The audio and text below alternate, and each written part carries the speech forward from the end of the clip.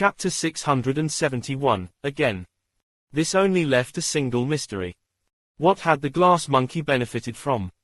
Silas returned to the Glassrite breeder's facility, and his eyes landed on a region he had paid much attention to before. That was because it was nothing but an open space. However, with the statues neatly lined up and organized by species, this open space was conspicuous. Especially since there were exactly two of them. One where Silas assumed there had once been a monkey.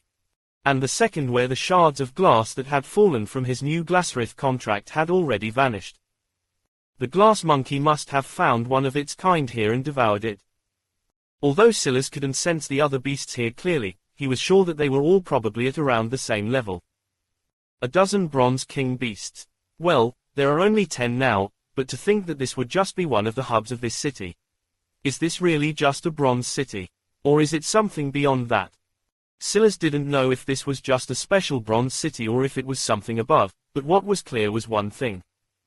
This city, he had to have it.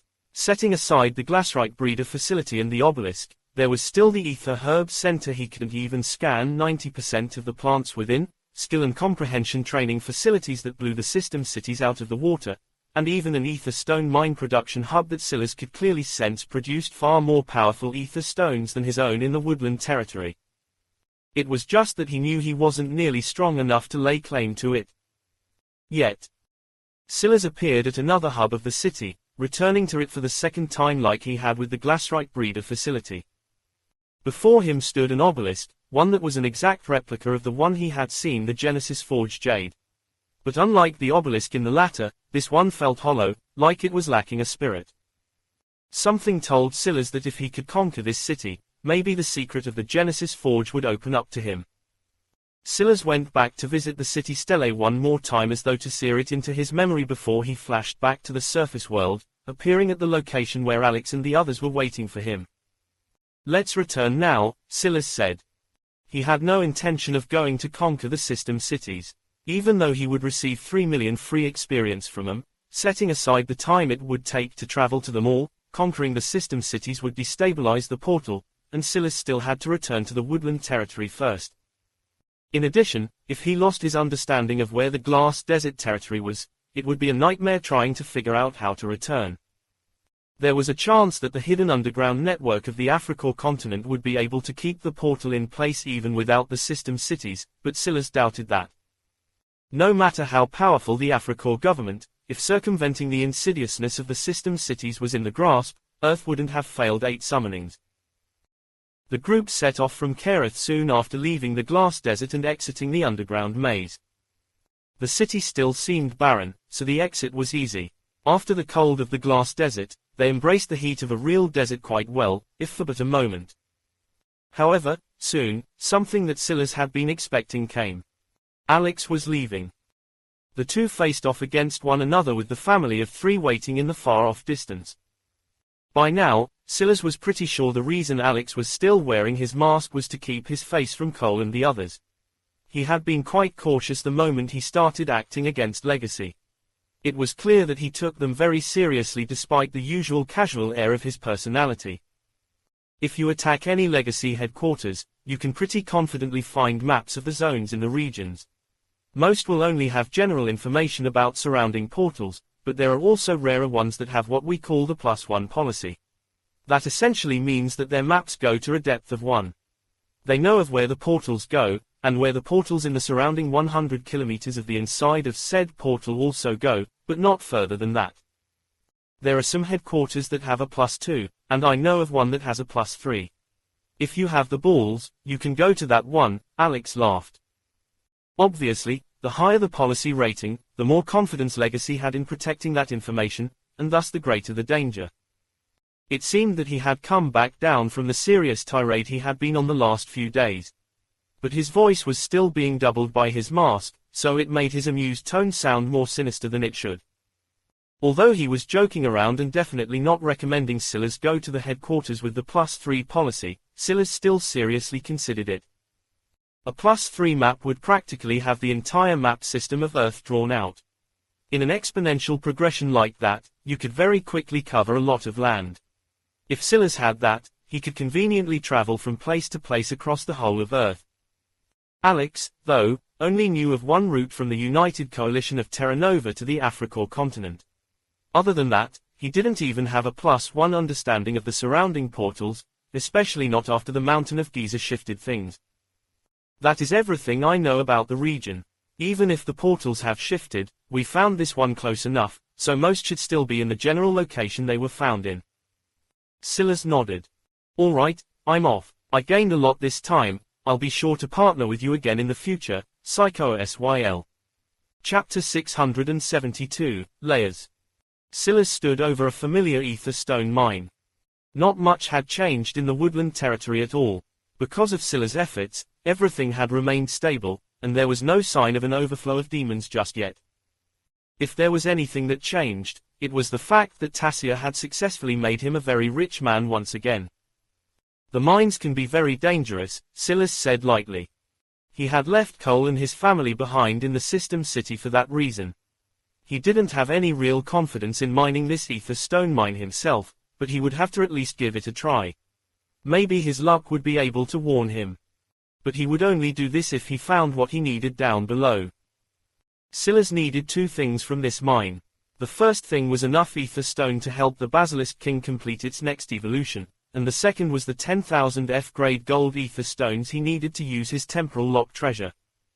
He was fairly certain the mine had enough for the first, judging by his insight path talent, but not for the second. In fact, he wasn't sure if the mine even had a single gold ether stone to begin with. He had only seen fragmented ones at the surface. The only way to find out was to go in himself. Silas entered the mine and began to make his way deeper. According to his understanding, the mine would only be dangerous if he started to dig. So he should be fine for now. Dead end. Silas went another direction, but he continued to find dead ends. About as expected, if there were going to be any higher level ether stones, they would be buried deeper. The ones nearer the surface had the chance to dissipate some of their strength somewhat. Silas brought out a booklet. Introduction to Geomancy, F+ Secret. The only requirement of this booklet was to have some level of earth affinity, and Silas had that. A flood of knowledge entered his mind, and soon he was nodding to himself. It had to be remembered that ether stones were once normal rock. Much like how diamonds were compressed into their form by the pressure of the earth, ether stones were the product of stone being in the presence of pressurized ether. This forced the ether and the stone to fuse into one, resulting in these crystalline, shimmering rock formations. However, this made it more difficult to just use earth-type skills or abilities to deal with these stones. That was because the ether neutralized much of the inherent character of the stone. It would take a lot of skill and talent to use earth-type skills on these sorts of stones anyway. The ability was so rare that even this F+ booklet had cost millions of coins. Luckily, that price was nothing to Silas thanks to Tassia's efforts. Silas raised a foot up and stomped down hard. Bang! There was a rumble, and a ripple spread out in all directions. Of course, this wasn't a ripple caused by a fracture in the earth, but rather the resonance of a pulse of ether. Silas was using a geolocating method mentioned in the booklet. The booklet was only an introduction, so it only spoke about three things: identifying ether stones, finding mines, and assessing the mines you found.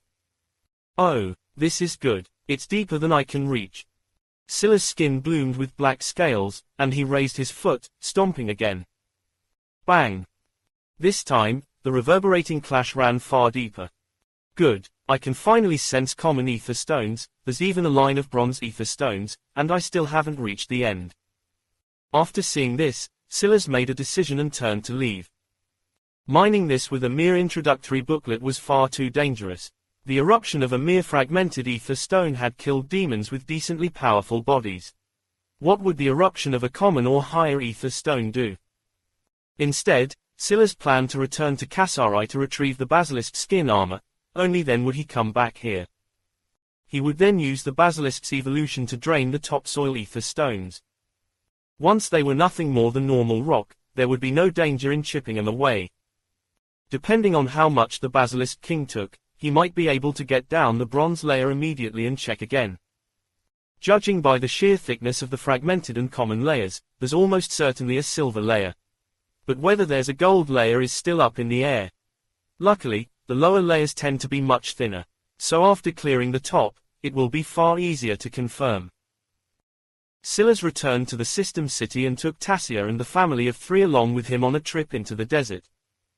The peacock could at most carry 1 other person, so instead Silas splurged on a few FF plus level 30 mounts that were adept at moving across troubling terrain like sand.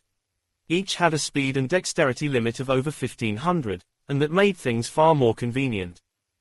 It wasn't long before Silas had found the location Alex told him about.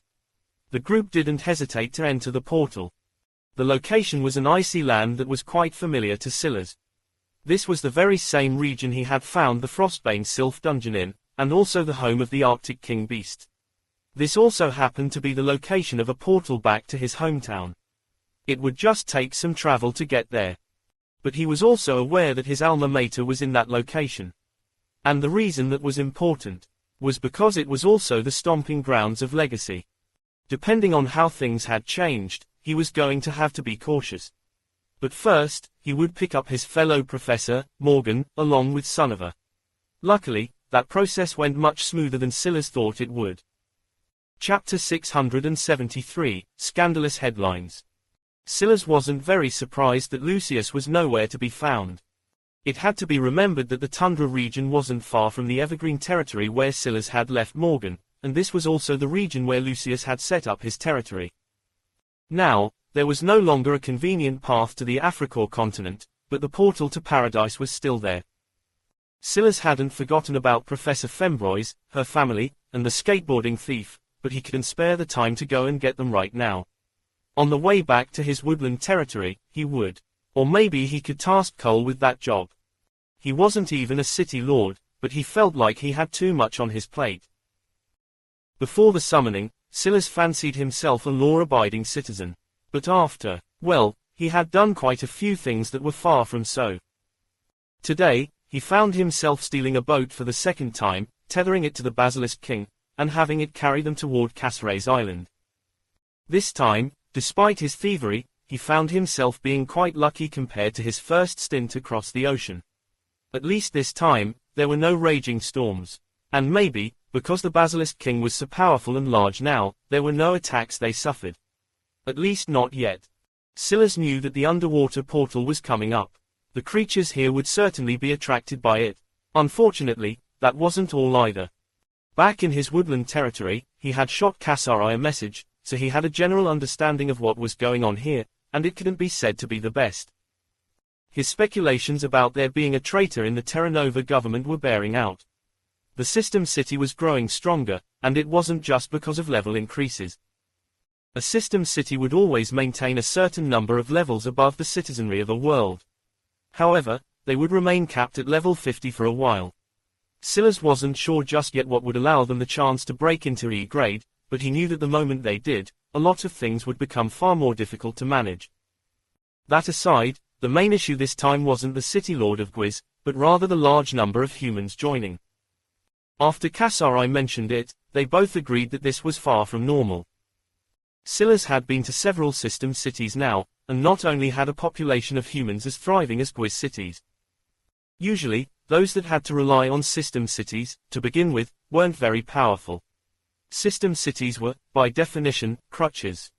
Using them from time to time, especially when you could pay for their more premium services, was good. But it was the sign of someone poorly adjusting to this current world if they relied on it too heavily. That was to say that the most powerful of Earth's warriors almost always had their own organizations, own cities, or own backers to rely on outside of system cities. Silas actually felt that this was a push by the system. It tended to reward those that did things on their own, so that was where the strong would gravitate. This made sense. If the system was aware that the system cities were tampered with, it was in its best interest to guide humans toward other opportunities. That meant that if the reverse was happening, someone was putting their thumb on the scale again. This would be fine under usual circumstances. After all, Silas was a noble of Gwiz, a baron to be precise. The power he had over the city should supersede most. Unfortunately, therein lied the problem. He was no longer the highest-ranked noble of Gwiz. Well, that had always been the case, but now he was no longer the highest-ranked non-spawned human. The good news was that Cassari hadn't just been sitting on her hands. She had improved her own noble title to Viscount, and this gave her a level playing field. But there was one other Viscount to contend with, and though this person hadn't bared their fangs, the undercurrents spoke for themselves. Silas stepped foot onto the island Chaosheir's portal rested on, but this time, rather than wild beasts, he had actually been greeted by a patrolling unit. He couldn't help but nod inwardly. Chaosheir had done well. The island was no longer easy to step on. It was surrounded by mutated sperm whales spawned from the den. Although Silas didn't get a clear look at any one of them, even his current self still felt some threat from them, albeit a very small one. On the island itself, the rotten wolves were under far more control as well and directly led by militiamen with dark auras around them. This time, there was no odd occurrence like there was the previous time. It seemed that Chaosheir had reigned in Gregory's influence quite a bit as well. She was a firecracker, but she had already shown potential in leading a city. It was just unfortunate that her luck was so bad. Silas had wanted to get the necklace from Lauren for her, but he knew that with the time dilation, Lauren and the three monarchs would be delayed for several more months. He couldn't just wait around in the African continent for them. It doesn't matter, however bad her luck is, I will offset it with my presence. Silas walked forward under the escort of the guards with calm strides. They entered the portal and found Chaosheir waiting with her arms crossed and an unamused expression on her face. By her side, Olivia was grinning wildly as though she was waiting to grab a bag of popcorn and enjoy the show. As for Silas, he didn't seem to notice any of this. His lips curled into a genuine smile, and his eyes softened somewhat. She was just as beautiful as always. No amount of leather armor could hide that proud figure, and no amount of raging fury could change the cool blue of her irises. Chaosheir's pupils trembled before she forcefully controlled herself. What are you doing grinning at me like that for? Do you think I don't know what you've been up to? Cole and the others were in a bit of a daze. Not one of them had ever seen Silas smile, so they didn't even quite register Chaosheir's words. Silas mumbled, not quite understanding. Chaosheir's glare shifted from Silas over to Tassia. Silas' lip quivered a bit. He hadn't even done anything with Tassia. Plus, how could Chaosheir even know anything about it? Last time they spoke, she had also been doing fine, too. So why was she mad now all of a sudden? What could have happened between then and now? Olivia giggled and fluttered over to Silas' side like a little butterfly before sharing something from her notification screen. Silas looked at it for a moment and shook his head. When did the Nexus start getting sensationalized headlines? He hadn't even done anything wrong here. The mysterious Grimblade. How did Tassia win his heart? And the auction of the century. Silas thought it was over before Olivia flipped the screen and another headline appeared. Trouble in Grimblade Paradise. News of a secret mistress and Tassia's struggle for a noble title. Silas' eyes narrowed because he immediately realized that this headline wasn't about Chaosheir. It was about Nosfaline. But who could have known that he gave Nosfaline a noble title in the Woodland System City? And why would they choose to use that knowledge like this? Chapter 674, Interesting. Silas stood lost in thought for a while. He didn't take the jealousy very seriously, nor did he waste any time on it. Who wrote these articles? Silas finally asked. Do they have a public-facing persona? Olivia blinked. Why are you asking that? She half expected that Silas wanted to find them and kill them. Although this might be a little annoying, it wasn't worth killing someone over, right? She wouldn't want what was ultimately just a little joke on her part to end so badly for someone clearly just trying to make a living. This was the era of the summoning and there was no longer so-called freedom of the press. And Silas had certainly made his stance on such things quite clear. He wouldn't mind killing if it suited him. But that didn't mean that she would feel any less comfortable. Silas ignored Olivia's question and looked to Chaosheir, whose own expression had already changed into something more serious. No one knows, she replied. These sensationalized headlines, are they only about me? No, there have been others. How many? For how long? And what about? Many things, but mostly about the hidden families like the Grimblades. Silas nodded. He had thought as much since they kept calling him by his last name. Clearly, there was a pattern here that this journalist was using. In that case, this person is almost certainly from the government. Let me see the other headlines. chaosheir obliged, and soon Silas was seeing things about anything from affairs to more bland topics like critiquing fashion choices. But there was one thing that lined up with them all. All of this alluded to information that shouldn't even be remotely possible to gather given the current circumstances of the world. This was more than just a red flag, it was a blaring warning siren. And Silas had a feeling that whoever was on the other side wanted to hide their cards and play them too. This was a silent warning. They were informing the powers that be that they were watching and they were capable. At the same time, they were dulling the halo effect that these hidden powers had over the world. And that obviously benefited one power the most. The government. The people had to know who the top dog was, and even if it was just subconsciously, the more they saw these headlines, the less seriously they would take these hidden powers, treating the likes of Silas and the others like mere celebrities. This would concentrate the power and authority back into the hands of the government. It was a fascinating chess move, but more importantly than that, it required a shockingly powerful profession to pull off. What are you thinking? chaosheir asked. Pay attention to these headlines. They'll be useful. Olivia looked back and forth between these two and felt like she had become a third wheel again. The only good news was that everyone else seemed lost as well. These two were impossible to read. One would think they had the ability to read one another's mind. And then that illusion shattered. Oh, so you're saying these headlines actually have some validity to them, huh? chaosheir asked with a dangerous smile. Somewhat, but not for the reasons you're thinking. Silas replied in a casual tone. Is that so? What am I thinking, then? Silas looked up from his thoughts and into chaosheir's eyes. You look nice today. Is that your way of trying to distract me? I'd say you're the one distracting me instead. Fuck, you really have been two-timing me. You were never such a smooth talker.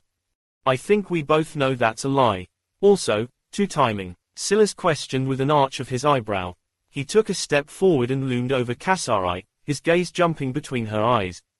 Isn't that something I could only do if you said yes? As usual, chaosheir had no intention of backing down. She crossed her arms over her chest, glaring up at him. Don't get lost in your little fantasies. Then how am I two-timing you? If I say you're doing it, then you are. You can't even keep it in your pants for long enough to pursue me properly. Those sound like the words a wife would use. The position is open. You're such an arrogant bastard. And you're gorgeous, I would say when you're angry, but when are you ever not? Unbelievable. chaosheir was rendered speechless once more. When Silas decided that he wanted to be shameless, she really couldn't do much to him. She turned on her heel and walked away. Silas casually followed after as though it was only natural he do so. A silence was left hanging in the air after the two disappeared, most not knowing what to make of the situation. Olivia looked over toward Morgan, who seemed fascinated by what he had just seen as well. First time? Olivia asked. Morgan blinked, looking over in confusion. What do you mean? Olivia patted his shoulder. You'll get used to it. Morgan was still confused, but Olivia had already moved on to the family of three. Oh look, who brought this adorable kid? Jake suddenly didn't know where to look. Kid, he was 17 years old. Olivia giggled. Finally, someone she could tease. Silas was too insufferable, and everyone else was too old and mature. They were no fun at all. All right, come. We have accommodations. I assume the two annoying lovebirds forgot that they have work to do and left me to do all the heavy lifting again. Olivia took charge of the situation and began to lead them toward their accommodations. Morgan, though, still seemed lost in his thoughts, endlessly fascinated by the interaction he had just seen. Silas was truly an anomaly the likes of which he couldn't quite wrap his mind around despite all his experience. Yet, oddly enough, chaosheir, who was so unlike him they couldn't even be called direct opposites, seemed completely in tune with his thought process. There was something very interesting going on here. Chapter 675, Warm. Silas walked into chaosheir's after her and closed the door. He took a seat on a couch, looking around casually. As expected, the City Lord's mansion had grown considerably once more. It still wasn't as large as the functional castles and palaces of the system cities, but it was already at a size that would have taken a sizable fortune to build back before the summoning. He cast a glance outside the windows and found that the city had also grown much larger. But he could also see the problems at a glance. For one, the line of trees that had once been there were no longer present. chaosheir hadn't really set her city up in the best location. It was in the middle of a swampy land and its foundation wasn't the best. However, it had excellent soil for farming and there was room to expand. In addition, there was natural protection. Silas didn't believe that chaosheir had just cut all the trees down because she could. It was more likely than not that this deforestation was related to the salt water pouring in from the portal in the skies. It seemed that he was going to have to find a way to close it as soon as possible. But the damage also likely seemed to be done. With this much salt invading a region it wasn't meant to be in, it was bound to happen. Unfortunately, Silas didn't know of an easy way to fix something like this, and chaosheir herself also had her hands tied. The thing was that the less the people in this region could rely on the natural resources hanging around them, the more they would have to invest in the system cities, and the cycle would continue. It seemed that all of these plans were feeding into one goal. chaosheir took a seat behind her desk, leaning back in her chair and giving Silas an annoyed look. But it was the kind of look Silas could easily tell would be several degrees more annoyed had he not followed her. "What have you gotten yourself into this time?" chaosheir asked. "What are you referring to?"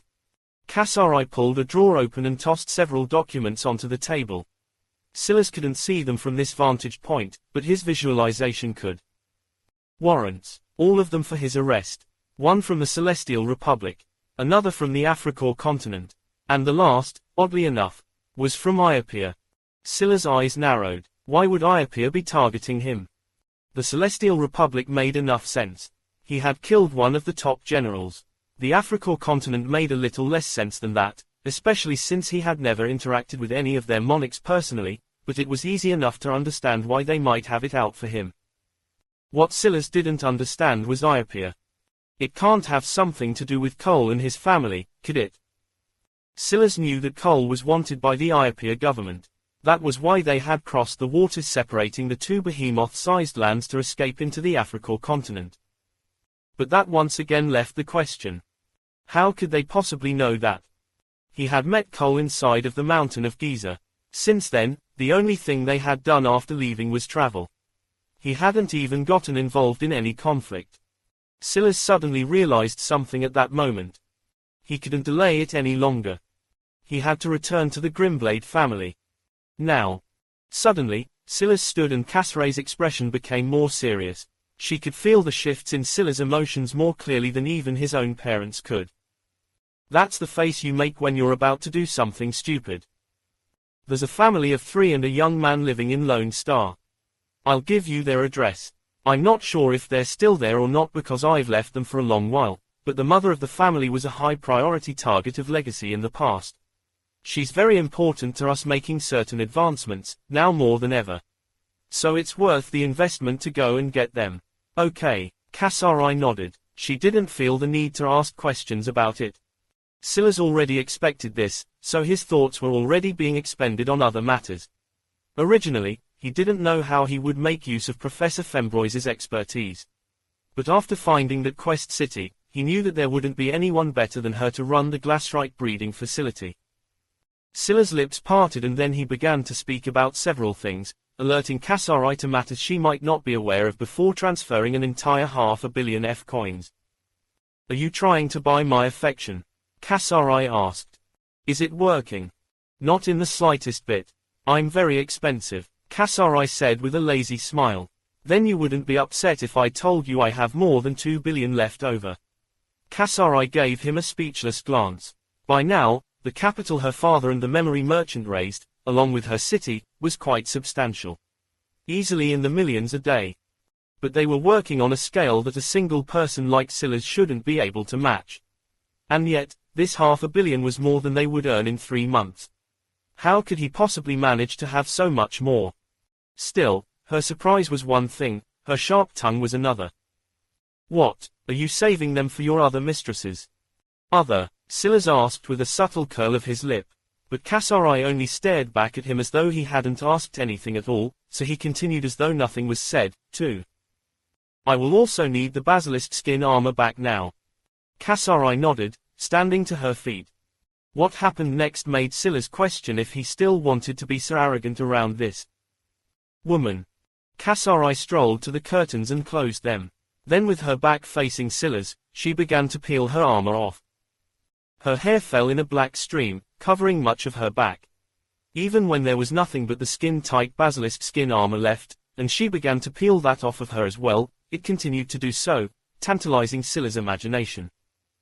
Chaosheir wiggled her hips, slipping the skin armor down the curve of her waist and bending over to nearly touch her ankles.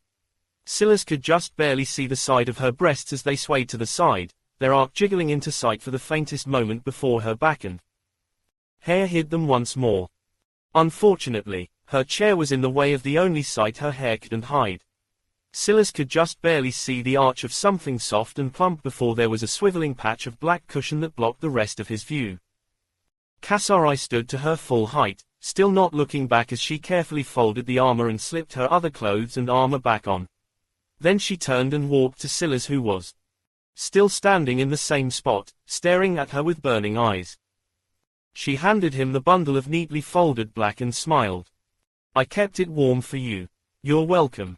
And warm it was. Silas could practically feel the pulsing heat of the armor piercing into the palm that held it. Chapter 676, Win 1. Silas looked down at the basilisk skin armor and shook his head. He had to admit that ever since they were young, chaosheir had always been good at this sort of thing. Teasing him, that is.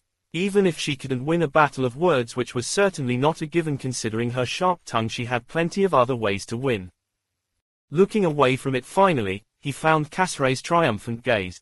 It really didn't matter what he said at this point, the winner of this round was quite obvious. If she could just keep doing this, maybe he would never win at all. But then again, Silas wasn't one to keep taking losses. He directly sent over another 500 million F coins. Just a little tip for the show. Chaosheir was so stunned her eyes opened wide. It looked for a moment like her tongue might fall out of her mouth. You cheeky little Sylas Brown. Do you think I'm some stripper? Silas blinked in confusion as though he was completely innocent. Aren't you? Something wheelchairs and baby arms. Chaosheir froze as she vaguely remembered saying something like that when her parents were around.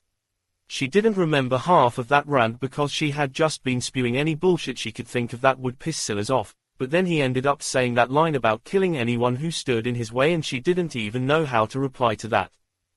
You son of a bitch, you know that. Chaosheir stopped talking as she realized she had just fallen into a trap. I know what, now? Silas asked. Chaosheir grit her teeth. She looked like she wanted to peel a layer of skin off Silas' face. This bastard was really starting to get on her last nerve. I didn't get paid to do any of that, she said through grinding teeth. I did it of my own free will. A girl has needs. She was too angry to sound very convincing at all. And how could she feel any other way? It felt like she was stuck between a rock and a hard place. It was completely infuriating. In that case, my apologies. Just take it as a token of appreciation, then. I can see that you're not used to this. Could it be that they didn't know your worth? Chaosheir was gritting her teeth so hard the grinding practically echoed. Keep talking like that and I'll snip your balls off. Silas only smiled and didn't reply. That was enough teasing for today. Protect yourself. How is your affinity with ice? Chaosheir snarled in reply, but Silas understood that that meant that it wasn't very good, so he dismissed the idea of giving her the frostbane armor that Nosfaline was currently wearing.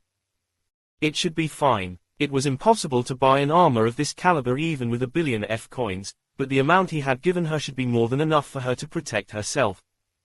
Silas was about to turn to leave when chaosheir's hand suddenly shot forward and caught the madness key around his neck. She was quite fast, strong too. Silas was pretty sure that she was still level 0, but unlike his stats that were more skewed toward his mental abilities, hers were heavily placed into physical. Without the Basilisk King, her strength stat superseded his own by quite a margin. Silas, her actions were well within Silas' capabilities to react to, and with how fast his fusion with the Basilisk King was, he could easily complete it before her hand even landed. But chaosheir tugged him forward forcefully, planting her lips on his own. Silas was caught halfway between amused and stunned, but before he could process things, chaosheir had already pulled away.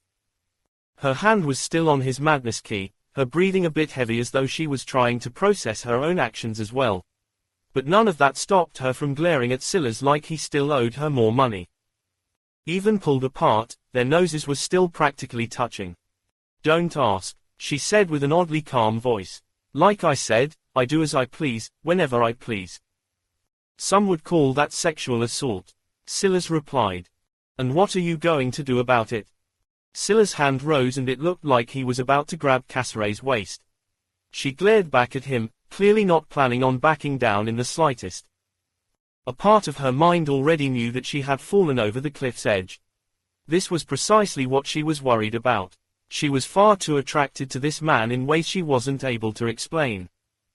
He was able to deal with all of her bullshit, and he was so effortlessly confident.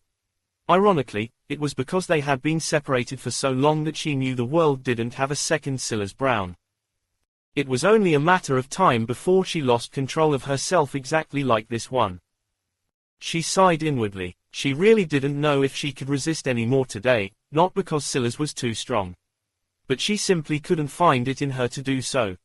However, the hand that she was expecting to wrap around her caught her wrist instead, carefully peeling her fingers off of the madness key. Chaosheir was stunned once again, not quite knowing what to do or say. "I'm not sure why you're so apprehensive around me. It feels like you're trying too hard," Silas said calmly. "But you figure that out first. I'll be going now." Silas turned and left, leaving chaosheir in silence. She didn't say or even think anything for a long while before the sound of her gritting teeth began to echo once again. Maybe what made this the most annoying was that Silas hadn't done that to win a petty war between them. He actually felt that way. And that left her unable to shrug it off like she usually would. Chapter 677, Win 2. Even hours later, chaosheir found herself distracted and frustrated. Every few minutes, she would think of something else that made her grind her teeth in anger. "What do you mean you're not sure, you fucking bastard? I'm trying too hard, too hard." It felt like she had been broken up with again, which was an odd feeling considering Silas was the one pursuing her so vehemently, so why did it still feel like he was in control of everything? How could he not be sure? He was the one who broke up with her back then after she gave him everything. He was the one who didn't even bother to reach out after 10 years. He was the one who strolled back into her life talking about murdering men she might have been with. It was all so infuriating. She was certain that she had lost several layers off her teeth by now. She practically stomped into a meeting with Gregory, her hair dancing behind her in the humid air. The humidity these days was far worse than it had been in the past, and the air was particularly salty. The odd combination had been causing problems for a while. Some of the people of the village were struggling with their skin drying out and such. On Earth, the easy solution would just be lotion. But in a village like this one cut off from normal supplies, even the basics couldn't be taken for granted. They had barely fixed the salty water problem from the wells, but they now had to set up logistics for a whole host of things that they wouldn't normally need to care for. Getting a steady supply of lotion and adjusting the amount of water people would need on a daily basis were just two things on her plate. When chaosheir entered the meeting room, though, she was instantly even further annoyed. That was because Gregory wasn't the only annoyance here. There were two other summons here to add to the festivities and annoyances. She didn't know why her luck was so bad, but she just kept getting shitheads. One was a woman whose breasts were practically popping out of the dress she wore. She practically had every man in the village drooling over her, and even chaosheir's poor father had been stuck in the doghouse for a few weeks after looking for a few extra seconds too long. Chaosheir didn't even blame her father, though. The woman didn't even have the decency to wear a bra. If you had a B or C cup, maybe that would be fine. But she was swinging around those melons everywhere she went in a damn thin sundress. This woman was none other than Matilda. After Silas gave chaosheir the gene elixir formula, chaosheir had to summon an alchemist, and that alchemist was none other than Matilda. Unfortunately, the sway an alchemist could have in this village was especially heavy. She didn't have any direct power, but after she seemed to form an alliance with Gregory, that changed. Gregory was just a steward, and suppressing him after gaining Scylla's support wasn't that difficult.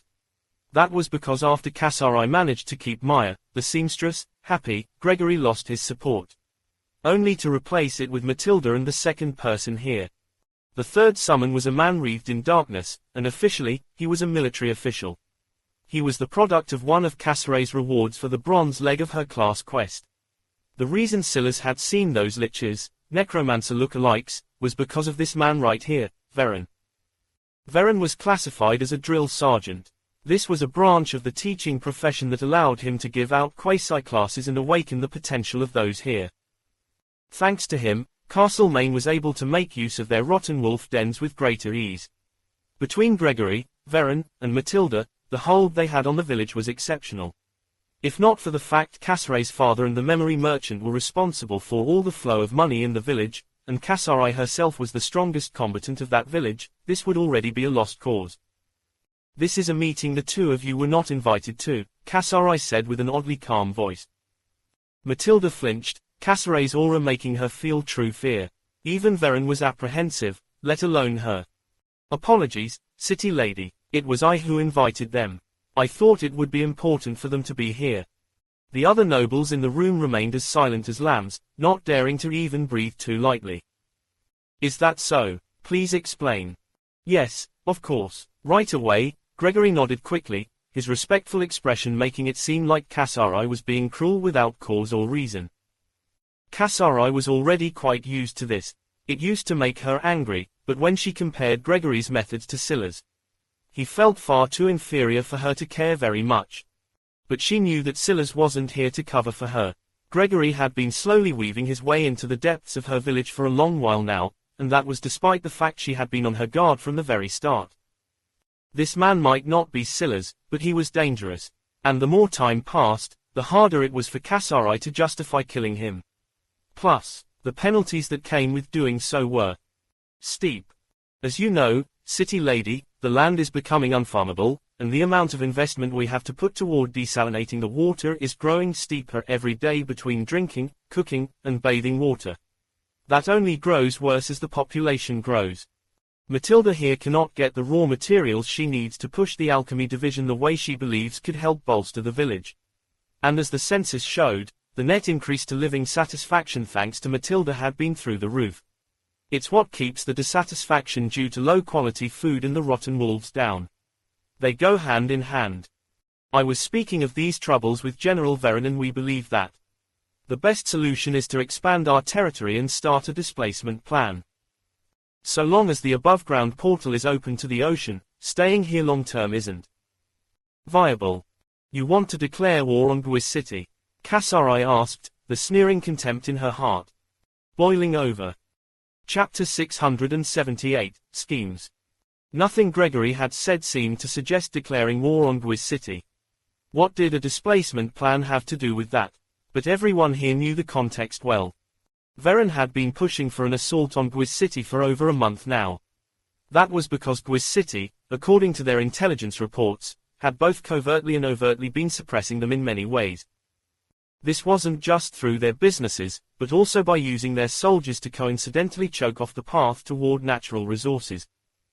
By systematically handing out missions that took place in regions of interest, Gwis City was able to stop chaosheir from claiming most of the resources in the region.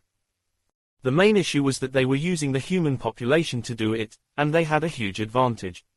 After all, it had to be remembered that the system cities had a bird's-eye view of the entire territory. They knew where dungeons, open-pit mines, and various other precious resources appeared long before chaosheir did. And then, they would release the information to the humans that called the system city home. Thanks to that, they didn't even have to fight themselves. If chaosheir was uncareful, her village would end up overrun by the humans of Earth. Most of them weren't powerful, but they had shocking numbers, easily in the tens of thousands. And among them, there were some truly fearsome characters, including the one other Viscount outside of chaosheir. This was why starting a war was so foolish. City Lord Gwis would definitely find methods of agitating the population to fight against them. In fact, he wouldn't even have to do much. If they thought chaosheir was trying to claim the city for herself, they would be livid like the humans of the woodland territory had been. The difference was that the woodland territory hadn't had a systematic effort to increase the population of humans in the region, and Scylla's had had absolute power, something chaosheir did not have. All of that proved why it was an idiotic idea she had firmly rejected, but it didn't explain what the correlation was here. But Gregory would surely have his own little spin. That is but a certainty. You know as well as I do, city lady, that displacement will not be easy. The city stele cannot be moved without losing a great amount of experience. In addition, all of the buildings will have to be rebuilt at a significant cost. Just picking up and leaving will do more harm to us than good. In addition, City Lady's father has done us a great service in gathering as much capital as he had, but the portion of Sir's business in Gwiz City is over 60% as we've had difficulty building trading routes elsewhere. If we just move away from Gwiz City, we'll lose key access to our wealth. The only way to mitigate these losses is by preparing a rainy day fund, and with all our expenses, there's no way to do that any way other than war. Everyone saw personally just how much our wealth spikes after taking over the enclave. Unfortunately, back then the city lady made the decision to sacrifice the city stele in order to help upgrade our own village. That was the right decision back then, but now. chaosheir was entirely deadpan. Her decision. Back then, it was because Gregory lobbied for it that the city stele was sacrificed. She had ultimately decided to fight other battles during that time, so she had let him win that since she had no use for the city stele. After all, she already had too much to manage, and giving the city stele over to their own had given a huge boost to their level. Because of that decision, they had gone from grade 1 common village all the way to grade 7 common village in such a short time. They were soon to upgrade to grade 8, and would be just on the cusp of becoming an elite village. Normally, chaosheir would completely lose her temper, but she just continued to listen. Gregory sighed. In addition, although a migration is definitely the right move, because Gwiz City has shown such antagonism toward us, will they let us leave even if we are willing to eat such losses? They will almost certainly attack while we are vulnerable. They have been angling to do so for a long while already. It's the smartest decision to make a preemptive strike to deal with them in one go. It would be like killing several birds with a single stone. There is no escaping this. chaosheir stood at the door, her arms crossed and her expression unreadable. However, any person could see that she was once again being driven into a corner. Gregory's arguments were sound, even if he had been shifting the puzzle pieces on the board all this time to force this. Ultimately, the saltwater was the biggest issue, and there was simply no easy solution for it. However, how could this war possibly be won? Setting aside the fact that City Lord Gwiz would have the strength of a quasi-king beast within city limits, the generals of Gwiz City would already be upward of level 40 by now, and there would be 10 of them, not to mention thousands of other level 30s under their charge. And none of that even counted the humans. It was a suicide mission. But what was she supposed to say? That they had no chance of winning at all. What would that do to the villagers' morale when they felt the only other option was to stay here until they were eventually starved to death? As for why Gregory and the others would want them to take this path despite knowing better, well, that story wrote itself. These days, chaosheir was realizing more and more every day just how right Scylla's had been. And the worst part. Every self-created city across Earth was likely dealing with the very same thing. Chapter 679, Grasping Opportunity. chaosheir left the meeting with a headache, having successfully held things off. However, she could feel that she wouldn't be able to delay this for much longer. She needed a solution. The obvious choice seemed to be to allow it. Ultimately, those three were the main problem. The other spawns seemed much more normal. If they weren't, there wouldn't be a point to Gregory doing all of this.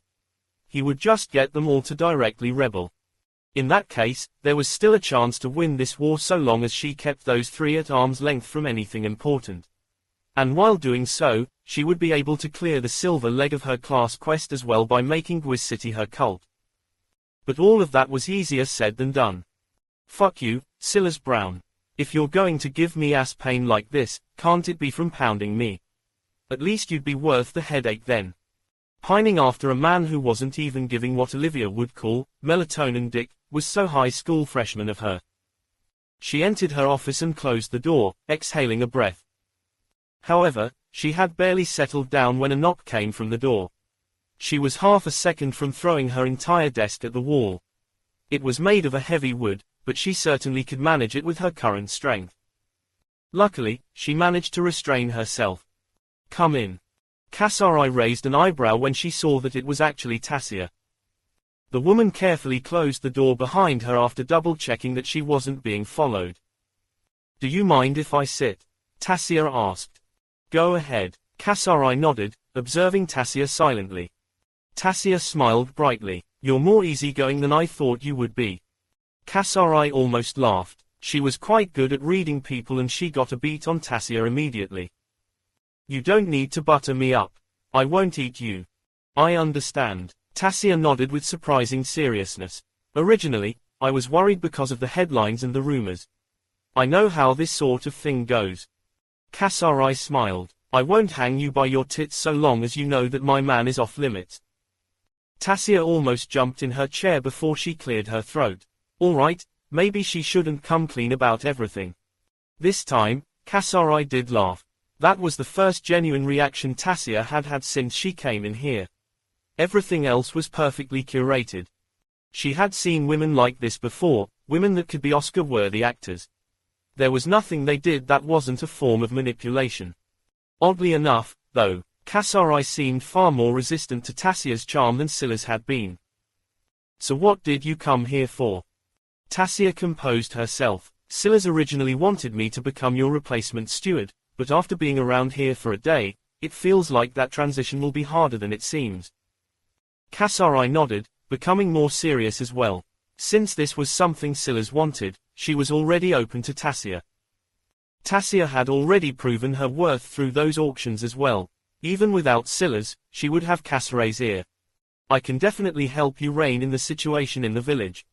But I'm still only one person, and I feel like you might need me somewhere else more." "And that would be?" "Gwis City." Chaosheir's blue eyes sparkled. It seemed that Scylla's foresight had won out again. He didn't even give Tassia any instructions before he left because he knew exactly how this would play out.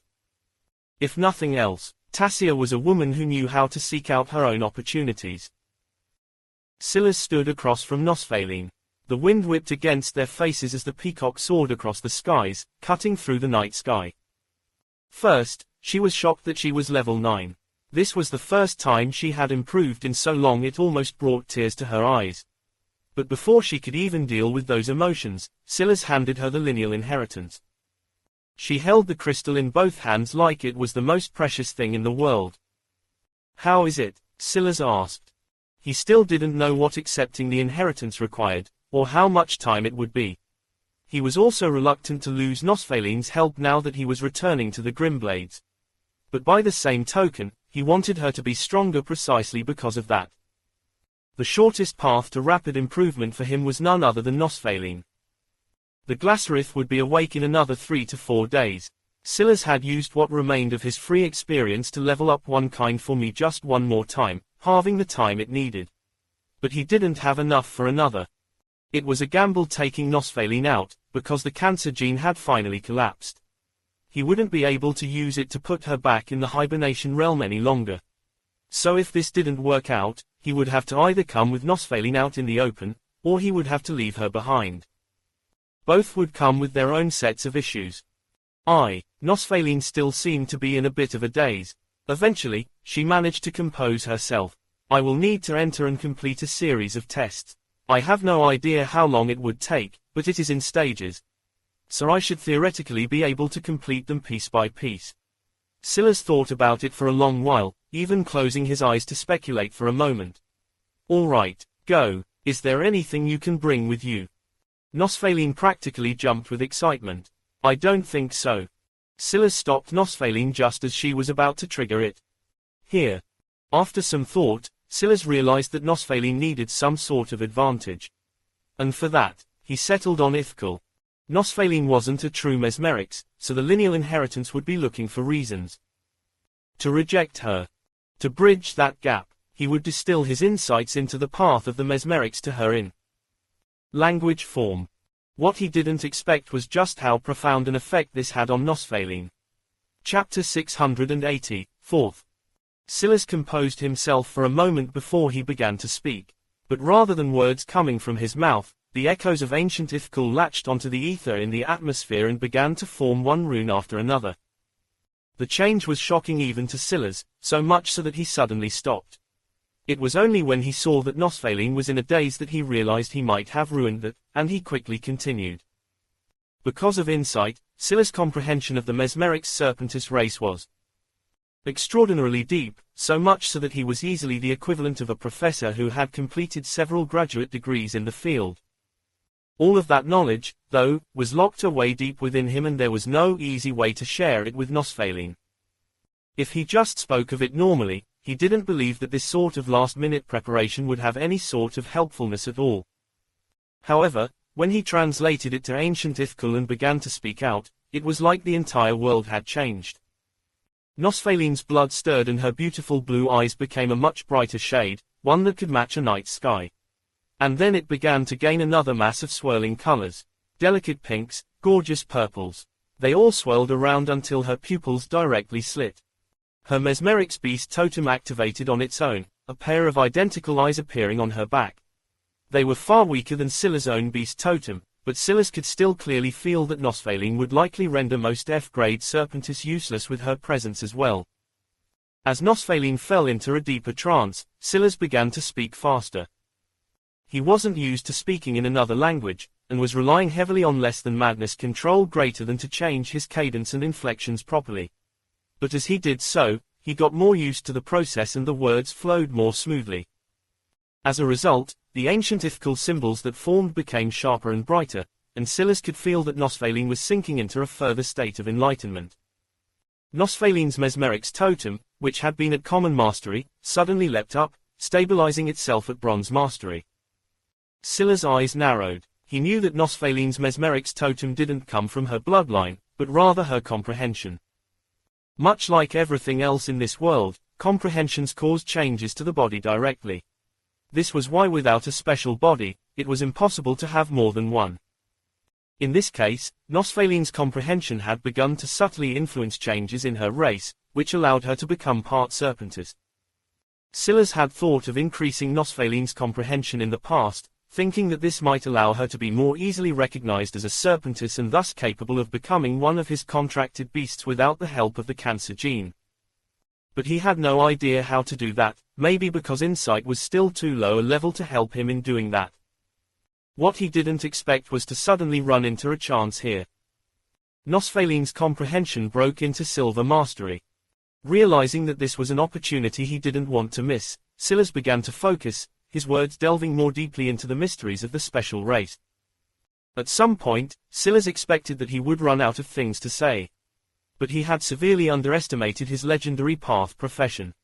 Silas realized then that he spent far too much time waiting for insight to trigger on its own, and not enough time actively trying to get it to trigger. He understood even more about the Mesmerics than he could ever imagine, but it wasn't just a random assortment of facts. He understood the very essence of the race. His insight path talent didn't just give him a list of things he should know. It allowed him to intimately understand the Serpentis that was under his charge. And because of that, Silas was able to pick out the words of ancient Ithkal perfectly, tweaking them and carefully selecting the ones that gave the exact meaning he wanted. The Mesmerics was a race of Serpentis known for their beauty. Their scales varied in colors from light pinks to light blues and everything in between, forming a gradient across their bodies that mesmerized the masses. Their charisma was especially strong, and because of that, they were rarely seen in the world. It was said often that even if a Mesmerics appeared high in the skies, they would feel so one with the world that it would feel as though a mirage was passing by, almost like a mural painted into the laws of the world. Their beauty wasn't artificial, it was functional, a very part of their being and existence. Nosfaline's comprehension broke into gold mastery. The momentum of the breakthroughs was so strong that something Silas wasn't expecting was happening right before his eyes. Could she really reach legendary mastery in a single bound? If he had a Serpentis comprehension, just how fast would he be able to upgrade it? The delicate scales on Nosfaline's cheek grew in number and resplendency, a tail had begun to grow out from her skirt, shifting it out of position, and most shockingly of all, wings. A pair of wings had begun to grow from her back, once again ruining her clothing. All Nosfaline wore was a sealskin skirt and a band formed of a similar material across her chest. But with the changes to her body, it was impossible for these two fabrics to cover much of anything. However, Silas was far too focused on the final push. For some reason, he felt that if they lost this chance, it would be harder to get Nosfaline to slip into this state of daze again. Luckily, it seemed that he had thought far too much. Nosfaline's comprehension broke into legendary mastery. An aura of pink, blue, and violet rotated around her, her hair dancing in the wind as she looked off blankly into the distance. That was when Silas could feel that the change had crossed a threshold. Without hesitation, he made Nosfaline his fourth contract. Chapter 681 Stir. Silas felt a pain and heaviness coming from his throat. He had only been speaking for an hour or so, and he didn't believe that could be the cause. There must be a certain price to pay when he was speaking ancient Ithkal. However, it was all too easy to push this to the back of his mind because one of the biggest worries he had been carrying around with him all along had just been cleared. But more than that, he saw a path for the future. As far as he had seen until now, beasts didn't have comprehensions. But that might be because they didn't have the blessings of the system necessary to trigger them. Nosfaline might know of a method that allowed non-overlord races to grasp comprehensions, and if Silas could give his contracts such comprehensions, he would have a path both to make them and their bloodlines stronger. Nosfaline slowly awoke from her stupor, looking around in a daze. She subconsciously flared out her wings and the harsh winds whipping by nearly sent her flying off the peacock's back. Luckily for her, Silas quickly caught her wrist before she could. "You can go now." Silas nodded. Nosfaline looked toward Silas with a grateful look as her confidence shot through the roof. Quite honestly, she had very much expected to die after entering, but she had planned to do so nonetheless. Nosfaline felt like she was carrying a lot of burdens on her shoulders, all of which were related to her race and what remained of her family still stuck in captivity under the rule of the Sylphs. She was willing to do any and everything under Silas' charge, so long as he gave her the chance for revenge. Even taking in that cancer gene wasn't even remotely her bottom line. But now, what once was a faint hope actually shone quite bright. Nosfaline couldn't help herself as she hugged Silas tightly. She had already noticed that her clothing had been ripped apart, but the Clipsians had never been a prudish race to begin with. She simply didn't care. Silas let her do as she pleased until she composed herself. "I'll definitely come back," she said firmly. After that, her eyes glazed over and her body went limp. Silas had to hurriedly catch her ability before his eyes sparkled with realization. If I put her in the hibernation realm, would she gain time? Silas shook his head. The hibernation realm could speed up recovery, but it wasn't a time dilation as far as he knew. It was unlikely that things would work like that. Wait, that doesn't mean that it won't be helpful. Nosfaline sent her will into the lineal inheritance. I've experienced that before and fatigue will be inevitable. But if her main body is in the hibernation realm, could it mean that she would have infinite stamina? The only thing Silas was worried about was whether being in the hibernation realm might impact Nosfaline's trial. After all, the body of his contracts entered a state of limbo. If that impacted Nosfaline's mind, he could just end up wasting her time. Let's try it. Silas pulled Nosfaline into his hibernation realm and observed for a while. A light sparked in his eyes as he nodded in satisfaction. As expected, there was no time dilation. But his plan to give Nosfaline infinite stamina seemed to be working. The lineal inheritance also hadn't rejected his efforts. So long as Nosfaline didn't use more wool than the hibernation realm could replenish, she would never run out.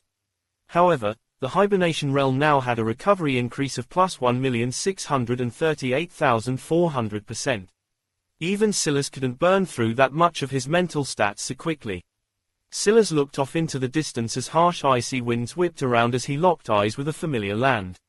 The Grimblades were in the Appalachians, a chain of mountains near the northeast of Terra Nova. As such, it was actually quite convenient to find an exit portal that was near them. The best one was locked away in the basement of Cassere's City Lord Mansion. Silas had long returned to Earth and was soaring at altitude. Snow-capped mountain ranges passed beneath him as he breathed in the cool air. Cardio was something that Silas had always liked to do, and runs on hiking paths were most definitely a guilty pleasure of his. Now it seemed that everything he did pretty much fit into that mold, so he hadn't thought that he would miss it very much. But oddly enough, he felt the urge to have the peacock set him down so he could race across these icy hills. He wondered, how far could he push this current body of his? How much did he have in the tank if he emptied it completely? As he was lost in thought, the peacock suddenly flared out its wings, swinging up and flapping hard. Silas managed to stay on its back with an adjustment to his feet, looking out to see what the problem might be. A barrier. Had the peacock kept going at this speed, it would have crashed headfirst and maybe even broken its neck. Silas was surprised by its sharp instincts, even he had missed this barrier. A part of that was because he was distracted and didn't expect to find such a thing, but another reason was because it was so well hidden. Also, logically, there shouldn't be such a thing here. After all, this was Earth, there was no ether to rely on for the most part. Although that was changing as the ether plane and Earth integrated more and more, there was still a large gap in ether concentration between the two worlds. Certainly Earth didn't have enough to form such a large-scale formation. As the peacock settled down, Silas was able to walk forward from its back and across its neck to reach out and touch the barrier. A ripple passed through and Silas felt a slight spark. It seems they've detected me. Down below, still over 100 kilometers away, the Grimblades began to stir. Chapter 682, Waves. Silas didn't seem to see the approach of the Grimblades, his focus was still on the formation. I see, they must have ether stone mines hidden somewhere within this mountain range. They're drawing from them. When Silas turned his attention back to the small squad rushing through the mountain toward his location, he was surprised to find that it was actually a familiar person leading them. Butler Joseph. The butler was the very man who had welcomed Silas and his family to the Grimblade compound and even led them to their accommodations, a location Silas' family should be living in even now. Now, however, he looked far less like a posh butler and far more like an assassin weaving through the lines of trees. The group probably thought that they were well hidden, but they had no idea that their target was high above their heads. By the time they noticed the bird in the skies and the man that stood on its back, they were already within 2 kilometers. Their expressions changed. The distance was too far for them to get a clear look at Silas' face. Even Silas himself only recognized Butler Joseph not through his face, but the cadence of his movement and his figure. The small elite group was shocked for a moment, but they were well trained and drilled on how to deal with every situation. Butler Joseph began to speak into what looked like a communication device, and a shimmering sliver of light caught Silas' attention. Bang! The echo of the sniper shot came too late, but the blaring warning of Silas' luck did not. Silas' head shifted to the side, a coldness blooming in his eyes. A sniper would usually aim for the chest, but with the peacock below him, they didn't have the angle. It was also clear that this sniper was very confident in their abilities. If Silas didn't move ahead of time, he would be dead. The heat whistled by his ear and blood trickled down from his lobe. His visualization couldn't track the bullet at all, he had to rely on instinct purely. Realizing that this could be trouble, Silas' mind flickered through several thoughts. The ether in the region was too sparse. The next shot, after he managed to dodge, would certainly either come from a closer location where even he wouldn't be able to react, or it might target the peacock directly. Silas wasn't very worried about the peacock dying. In its current form, it was practically immortal. For all intents and purposes, the peacock itself was already dead, and all that was left was the symbiote. But that didn't mean that it couldn't be harmed and injured. If it lost the ability to fly, that would cause its own host of issues. Silas thought fast, and he realized that the only solution was actually the formation in front of him. There was a flash in his eyes as the reflection of runes danced within. His hand, still outstretched onto the barrier, suddenly shook with a pulse of his will. The formation was powerful, but it was too large and its centers of power were too far away. In addition, it was only forged with 30 foundation runes, impressive by normal standards, but all but worthless in front of Silas. Bang! The second echo came, and as Silas had deduced, it came for his peacock. However, bang! A clash reverberated as the bullet rippled off of the barrier it had just once been able to pass clean through. Silas stood unmoving, watching as the bullet deformed, drilling against the barrier before it slowly fell to the ground. He hadn't done much. After realizing that the formation could easily allow bullets to target him while he had no ability to pass through it, he just reversed it. Now, Scylla's hand passed through the barrier like it wasn't there at all. This takes quite a bit of effort. Scylla's mind felt like it was tugging against a strong resistance band. The runes he had manipulated were twisted out of the locations they wanted to be in and had a tendency to want to flip back. That said, he could still easily expand the region and pass right through. He stood in silence, thinking for a moment as a third echo resounded for the same result. The bullet was stopped in its tracks, unable to harm either Scylla's or the peacock. The question was quite obvious. How much did he want to antagonize the Grimblades? If he passed through their formation and closed in on their compound, it would no doubt be an act of antagonism. Right now, things could still be chalked up to a misunderstanding. But that was only if he chose to swallow the insult. That was just how things in the world went. Of course, things could be smoothed over if the little guy just rolled over. Scylla, though, didn't see himself as a little guy.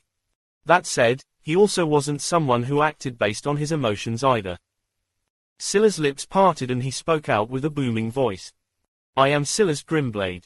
The words passed through the formation and toward the mountain range. Using some of the runes that formed and, Scylla was able to project his voice so far and wide that the snow almost seemed to shake. And sure enough, there wasn't a single Grimblade in the compound that didn't hear his voice. Lucius was sitting in his office when he heard the booming voice. There likely wasn't a single person who hadn't heard it. He looked up toward the windows, his eyes narrowing. Although he had known that this moment would come, he didn't expect that it would be right. Here and now. It seemed that he had completely misinterpreted the purpose of Scylla's visit. But whether he knew the real reason or not, the end result wouldn't be changed much at all. Lucius stood to his feet, his expression calm. With his cousins not present, almost everything about the normal functioning of the family ran through him. He would go and see personally what sort of wave Scylla could drum up. Chapter 683, Trigger Finger. Hidden in the mountain range, a young man looked through the scope of a sniper rifle, his finger twitching slightly on the trigger. He had heard Scylla's words, but he didn't lower his guard in the slightest. In fact, it looked like he was still trying to find an angle to shoot.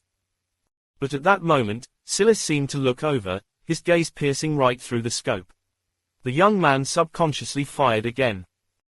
Bang! Scylla frowned. He had already spoken out, but he still felt a danger locked onto him, so he hadn't released his hold on the barrier. In fact, even if he hadn't felt this danger, he wouldn't have lowered his guard so easily. But he still didn't expect a fourth shot to echo just as the echo of his own voice was still lingering in the air. Once again, the bullet rebounded against the barrier. But this time, faint cracks had begun to appear. The instant Scylla saw this, his intention flared. The peacock that had only been hovering in place, flapping only every so often, suddenly felt every fiber of its being flexed. With a hard pulse of its wings, it shot out like an iron ball from a cannon, cutting a line straight across the skies. Another shot rang out, but Scylla had already anticipated it. This sniper wasn't using any special abilities. Likely using the unique environment provided by the barrier, the Grimblades were using modern weaponry. On the one hand, these weapons were still more powerful than anything the summoning had produced just yet. But on the other, they lacked any sort of flexibility. Scylla crouched on the back of the peacock as it barrel rolled through the skies, tucking its wings in tight and swerving out of the predictable path of the sniper. By now, the young sniper had already realized that it was too late to aim again. Scylla was moving too fast, and lining up a shot in these conditions was impossible. He immediately stood, pulling a twin pair of pistols from his holster. Scylla's eyes sharpened. He still didn't have a clear line of sight to the sniper, and he obviously wasn't in the 100-meter range of his visualization to pick him out, but by now, the faint streaks left by the bullets had appeared too many times. Scylla's visualization couldn't track the bullets, but it could track their aftereffects, and that left him with an obvious line right to the exact location of the sniper. Without being able to see the sniper just yet, he had no way of seeing their exact actions. But he knew that any sniper worth their salt would already know lining up another shot was impossible. He didn't know much about military affairs and weapons, but he had a general sense of timing. He also knew that if he flew in blind like this, he might find himself facing off against another rain of bullets. Ones that he couldn't dodge this time around. Judging by his calculations, a single sniper bullet had almost 10,000 attack to it concentrated into a single point. Silas had no ability to block something like that. A normal bullet would be half that. But none of that would matter if Silas took the initiative. At that moment, 3 explosive bolts appeared 100 meters from Silas just as his skin bloomed with black scales and his madness comprehension bloomed. They ripped through the skies and landed in the region around the young sniper in what felt like the blink of an eye. Boom, boom. Snow, dirt, and rock erupted into the air. The young sniper was blown back by the impact, having managed to dodge the initial volley with ease, but remaining unprepared for the aftershock. To his credit, he recovered well, rolling back and onto his feet like a spring, and aiming his weapons forward. However, to his horror, he no longer had a line of sight on Silas. The air was filled with smoke and smog, and the heavy line of trees that had once been protecting him from Silas now protected Silas from him. The young sniper's head snapped in a certain direction as he opened fire, only for him to realize far too late that Silas was no longer on the back of the peacock. Bang!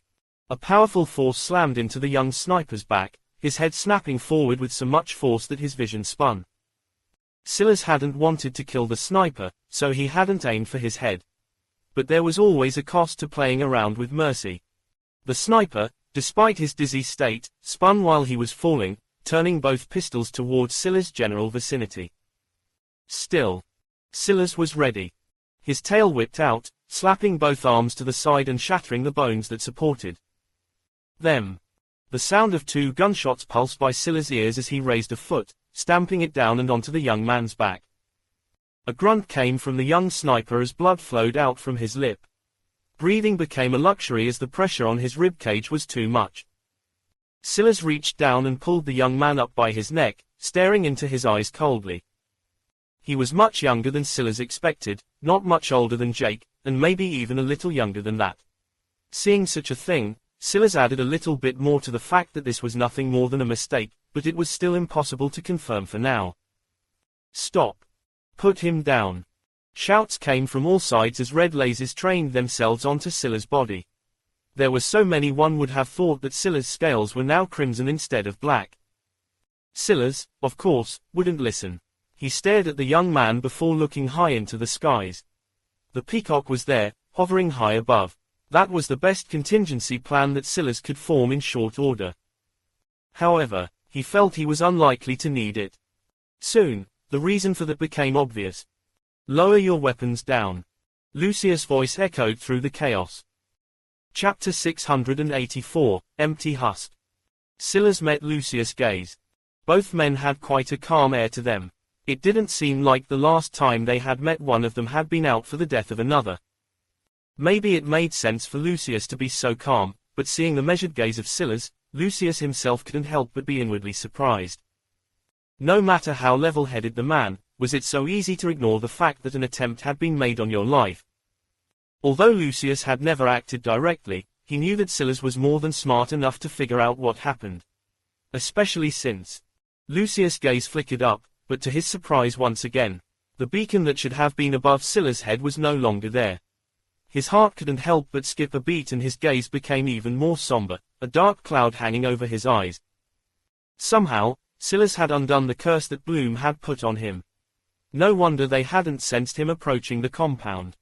Silas, I'm sure you understand that this matter can't be taken as a simple visit, correct? Silas didn't reply immediately, his gaze sweeping past Lucius to scan those that he had brought with him. He took note of the fact that none of these individuals were the ones that Lucius had drafted that day. I understand. Those that the heir candidates drafted were all valuable assets of the family. Now that Lucius has returned and given up his right to fight for the Bronze Stele, the family would obviously take the talents back. This one scene told Silas a lot about the situation. Ultimately, the heir candidates were exactly that. Candidates. That meant that there was someone else in the family that had the authority to appoint a candidate to an heirship role to begin with. After a long silence, Silas finally looked at Lucius once more. Bring out someone who can actually make decisions. The half-smile on Lucius' face froze. A deep-seated unwillingness and rage bubbled up deep within him, and though it didn't show on his face, it took quite a great deal for him to remain so calm on the surface. I don't think you understand your situation well enough, S. Lucius stopped talking as a blade of glass appeared from thin air around him, the edge pressing against his throat. No, it wasn't just him.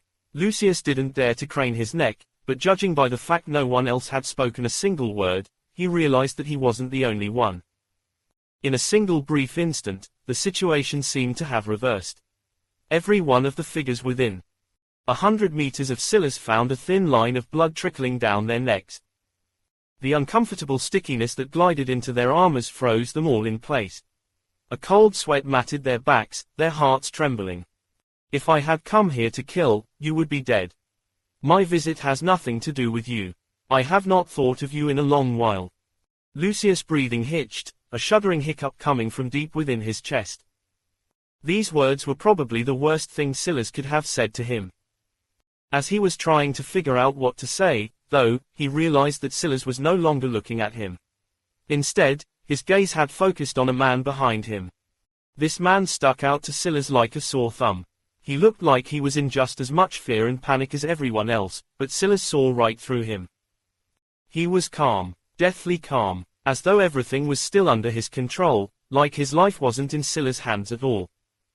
After the man realized Scylla was staring right at him, he dropped the act, and Scylla felt a cold shiver down his spine when he saw the man's real eyes. Cold, emotionless, like a husk rather than a real man. If someone had told Scylla that this middle-aged man was a puppet, Scylla would believe them without the slightest bit of hesitation. What Scylla saw wasn't a strong will, but the absence of one. Or maybe it was that the will of this man had been replaced. At that moment, Scylla felt that he had made a mistake coming here. He knew that the waters ran deep, but this was much deeper than anything that he had anticipated. The cold, emotionless eyes of the man seemed to gain some color to them at that moment, but it only made Scylla feel colder on the inside. You wanted to speak with someone with authority. Then you may come with me. The man turned and walked away, completely ignoring the blade even though the process cut a deeper wound into his neck. Scylla's actions didn't seem to show any of his hesitation. He tossed the young sniper to the ground and followed after. His shoulders brushed by Lucius, the two being what seemed like mere centimeters away from one another at their closest. But from start to finish, Scylla didn't look at him again, and it was only after he was 50 meters away that he released the blades, allowing them to shatter to pieces in a sprinkle of glassy sand. Lucius took in a haggard breath, touching his neck and looking at the line of blood that formed on his fingers. He didn't know how Scylla had done it. It was so subtle, so calm, so undetectable. In an instant, he had placed them all in a vice grip. Lucius clenched his jaw as he looked out in the distance. It seemed that this was his life now. Scylla was brought to the compound and wasn't given the chance to see his family. He was sure that they knew he was here, and that would probably only make them more anxious. Certainly, it was a decent psychological tactic, one that wouldn't change whether Scylla saw through it or not. After a long walk, Scylla was brought into an office where a middle-aged man sat behind a desk, looking at him calmly. A great amount of pressure washed over Scylla. Mortimer Grimblade. Chapter 685, Blade. The location looked much the same as it always did, a simple office that carried a hidden air of mature wealth and elegance. The desk was made of a solid oak slab that would have cost hundreds of thousands. The white carpet that would sway like grass if there was a crosswind was made from a rare polar bear hide, and the pens that then stuck out from a carefully carved ornament easily cost thousands of dollars each. Then there was the man himself, wearing the same things he always did, doing the same things he had always done. Mortimer wore simple silk robes and held a cigar, puffing out tufts of smoke from time to time. His eyes looked much older than his countenance, carrying a deep wisdom, his face itself carrying a mostly black beard with strands of white and grey, his hair carrying a deliberate, slick style to it that gave him a modern touch. He was the sort of handsome man getting on in his years that women might call a silver fox. He had a gaze that made a person feel at ease, and yet unwilling to question his authority at the same time. And in that moment, if Scylla discounted Archie and Grelith, he felt that this was the most powerful man he had ever stood across from. It wasn't a matter of ether or even level, it was a subtle will that hung in the air, one that Silas felt was actually beyond his own. This was an experience that even Archie hadn't been able to give him. Though, unlike with Archie, Silas was meeting this man truly face to face. By comparison, Archie's will had been filtered through the platform and his distance away. The two men stared at one another in silence, but Mortimer had a smile on his face while Silas most definitely did not. And it was Mortimer who spoke first. I guess by lineage, you can be considered my descendant. But I don't really have a title to go by, otherwise what you called me would take longer to say than whatever sentence you wanted me to address. You can just call me Mortimer. Silas' gaze flickered at the implication of the words. Was he trying to say that it wasn't worth listing out all the greats it would take to make their relationship accurate? From what Silas knew, his grandfather's father was already dead. Then who was this man? Obviously not his great-grandfather. But why was he implying that he was even older than that? Tell me, why did you take the risk to come here? Mortimer asked, his smile still not fading. The situation regarding the headlines. What do you know about them? Silas asked directly. Mortimer's gaze narrowed. You are about as good as Astrid. Unexpected. Silas recognized the name. Astrid Grimblade, the only woman amongst the three heirs, and though he hadn't checked, she was probably still either number 1 or number 2 on the level leaderboards. Usually, she and Kael Darkmane would be constantly vying for that position.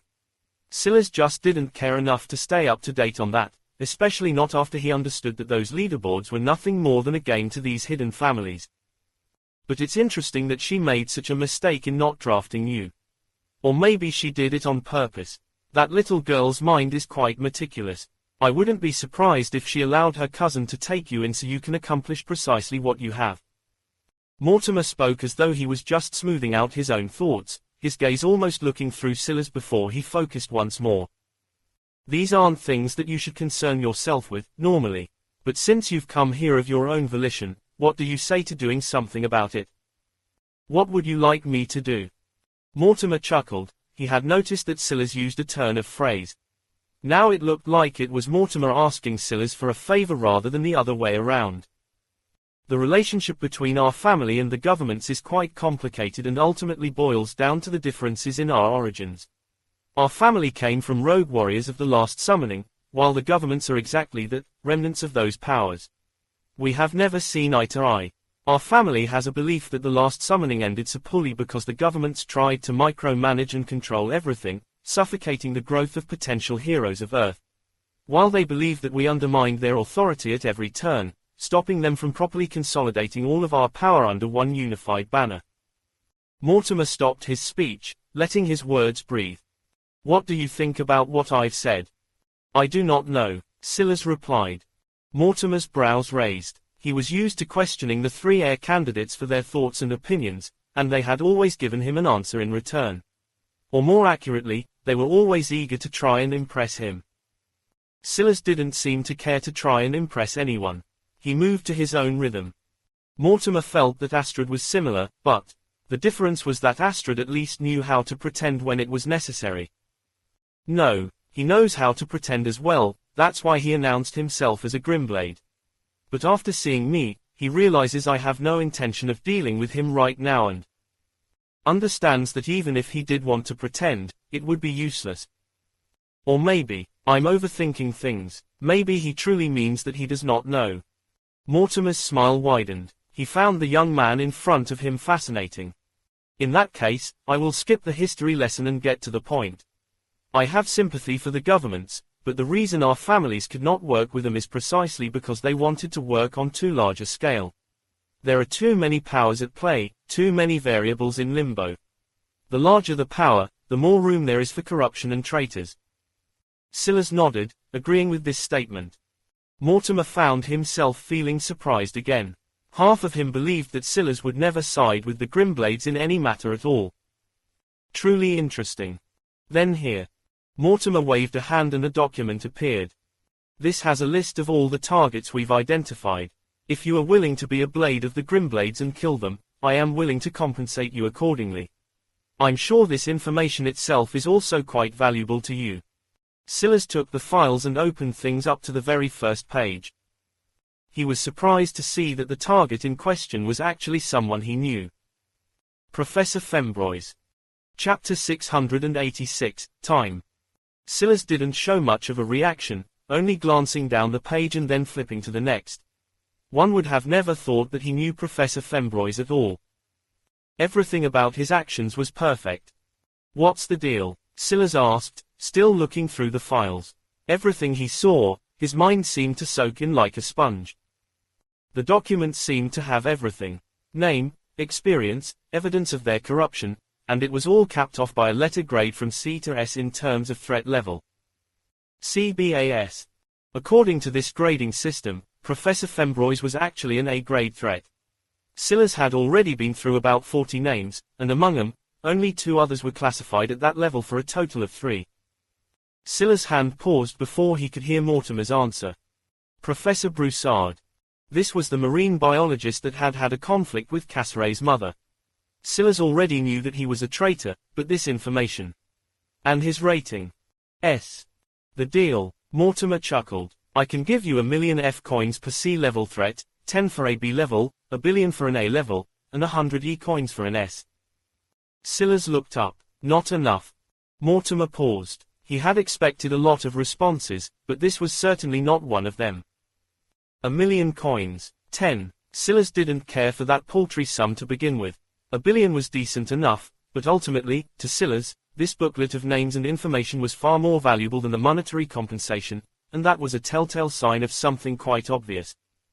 Mortimer was trying to take advantage of him. As for E-coins, Silas truly didn't know how valuable they were. But what he did have was simple logic. He had yet to run into anything that he could even use E-coins on. That meant that he would have to convert them to F-coins for them to be of any use. As any person who had ever converted currency in their life would tell you.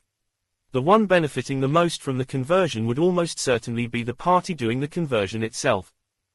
On a planet that didn't even have a market for E-coins, whatever E-coins Silas got here would likely sit in his system inventory for maybe even years before he got around to making use of them. Either that, or he would have to take a huge loss. He would much rather have something that he could use right now. Is that so? Then what do you want? Mortimer asked. 2 things, ether stones and portal maps. Mortimer leaned back in his chair, a puff of smoke coming from his cigar. He had expected Silas to ask for the moon, but once again, the young man surprised him. The request was very reasonable. And very smart. What kind of portal maps do you want? You have the locations of these targets. I want clearly marked and outlined paths to make it from the Appalachians to their last known locations. In addition, I want one clearly marked path to each continent. All right, Mortimer nodded.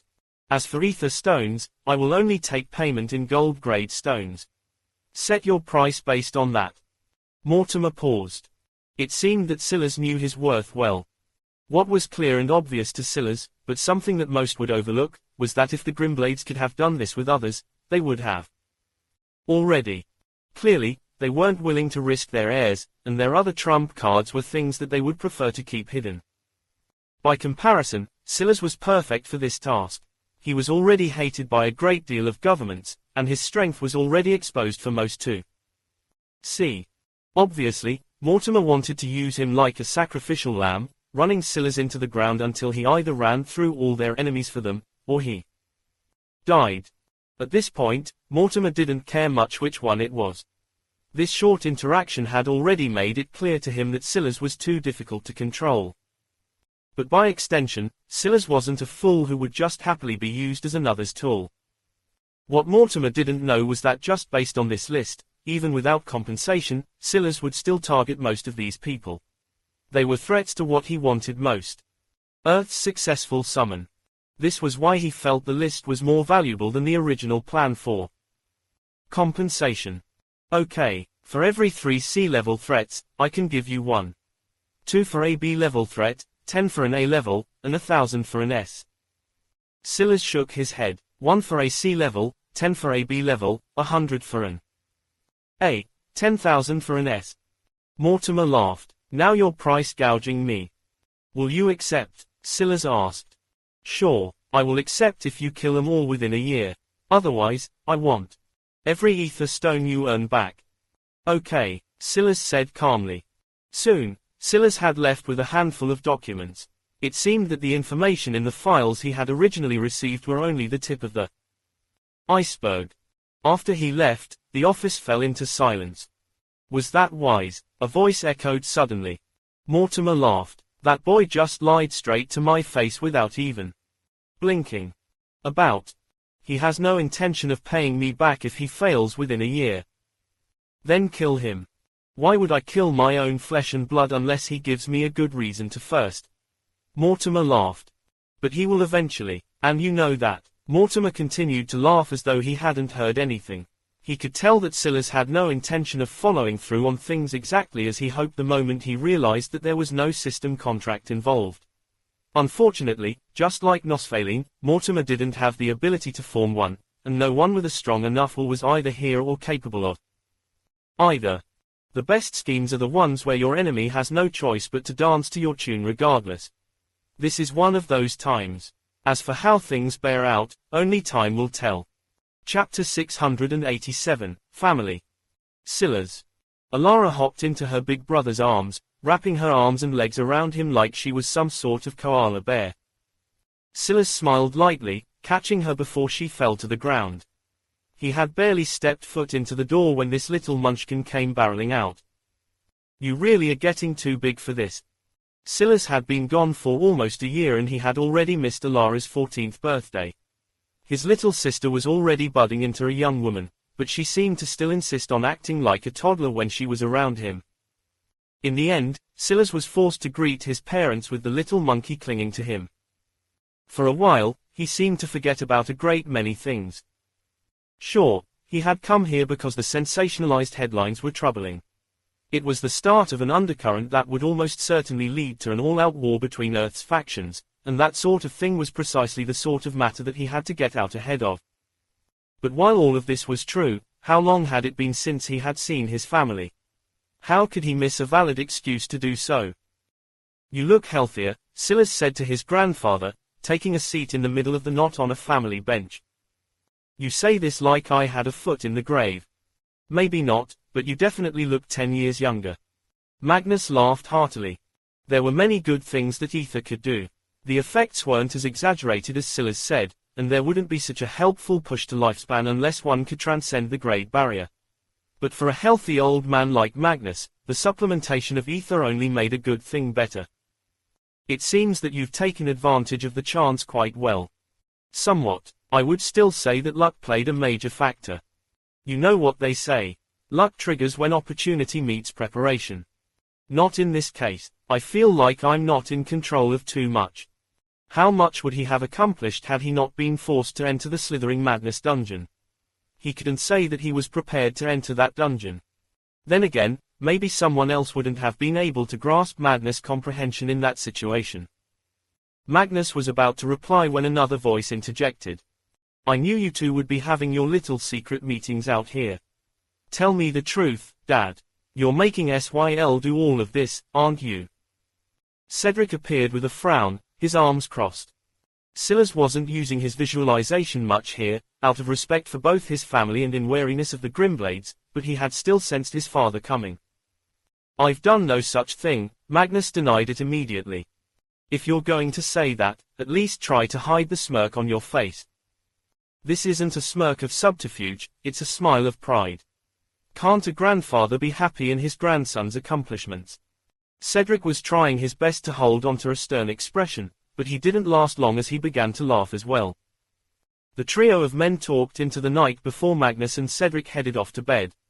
Their ability to stay up was severely lacking when compared to Silas, who seemed to go several days at a time without sleep these days. I should head to bed as well. This will probably be the last bit of good sleep I will have for a while. He stood to leave, only to suddenly be alerted by something. His hand snapped upward and he caught something out of the air. He looked at it for a moment, his eyes narrowing before the item vanished. He entered the home without a word, took a shower, and then went to bed. The next morning, Silas guided his sister more seriously in rune mastery. He gave her the foundation she needed and even copied the pages of the tome he had received so that she could study them. He gave her warnings about the secret realm, telling her to take her time and to delay every step as much as possible. It was fine if he became the target of others because he had appeared on the under 50 rankings, but he didn't want his sister to accidentally do the same. Whether she could or not, he didn't know. But it was better to be safe than sorry. By the time they were done, he had become the obligatory, big brother bank, and he gave her some spending money. While it seemed like the Grimblades here were trapped on the compound, they all had access to the Nexus through special means, so they were actually quite connected with the outside world. Alara had even managed to find some of her friends from school. After learning this, Silas actually felt much better about leaving them here. They weren't trapped pigeons. One of these days, he would take them away. But that day would not be today. Silas gave his mother a hug. Her tears were already flowing, but there wasn't much he could do. Of all his family members, his mother seemed to be the one that took his absence the hardest. She looked healthy, but Silas could immediately tell she was about 5 pounds lighter than she was normally. Maybe that was because she was more active these days, but seeing the worry in her eyes, he knew that that was only part of the story. His mother cupped his cheeks, pressing her hands together maybe a little bit too hard. "Don't do anything foolish, okay?" "I won't, Mother." Isolde smiled bitterly. "You've never been very good at lying." "I'm actually very good at lying.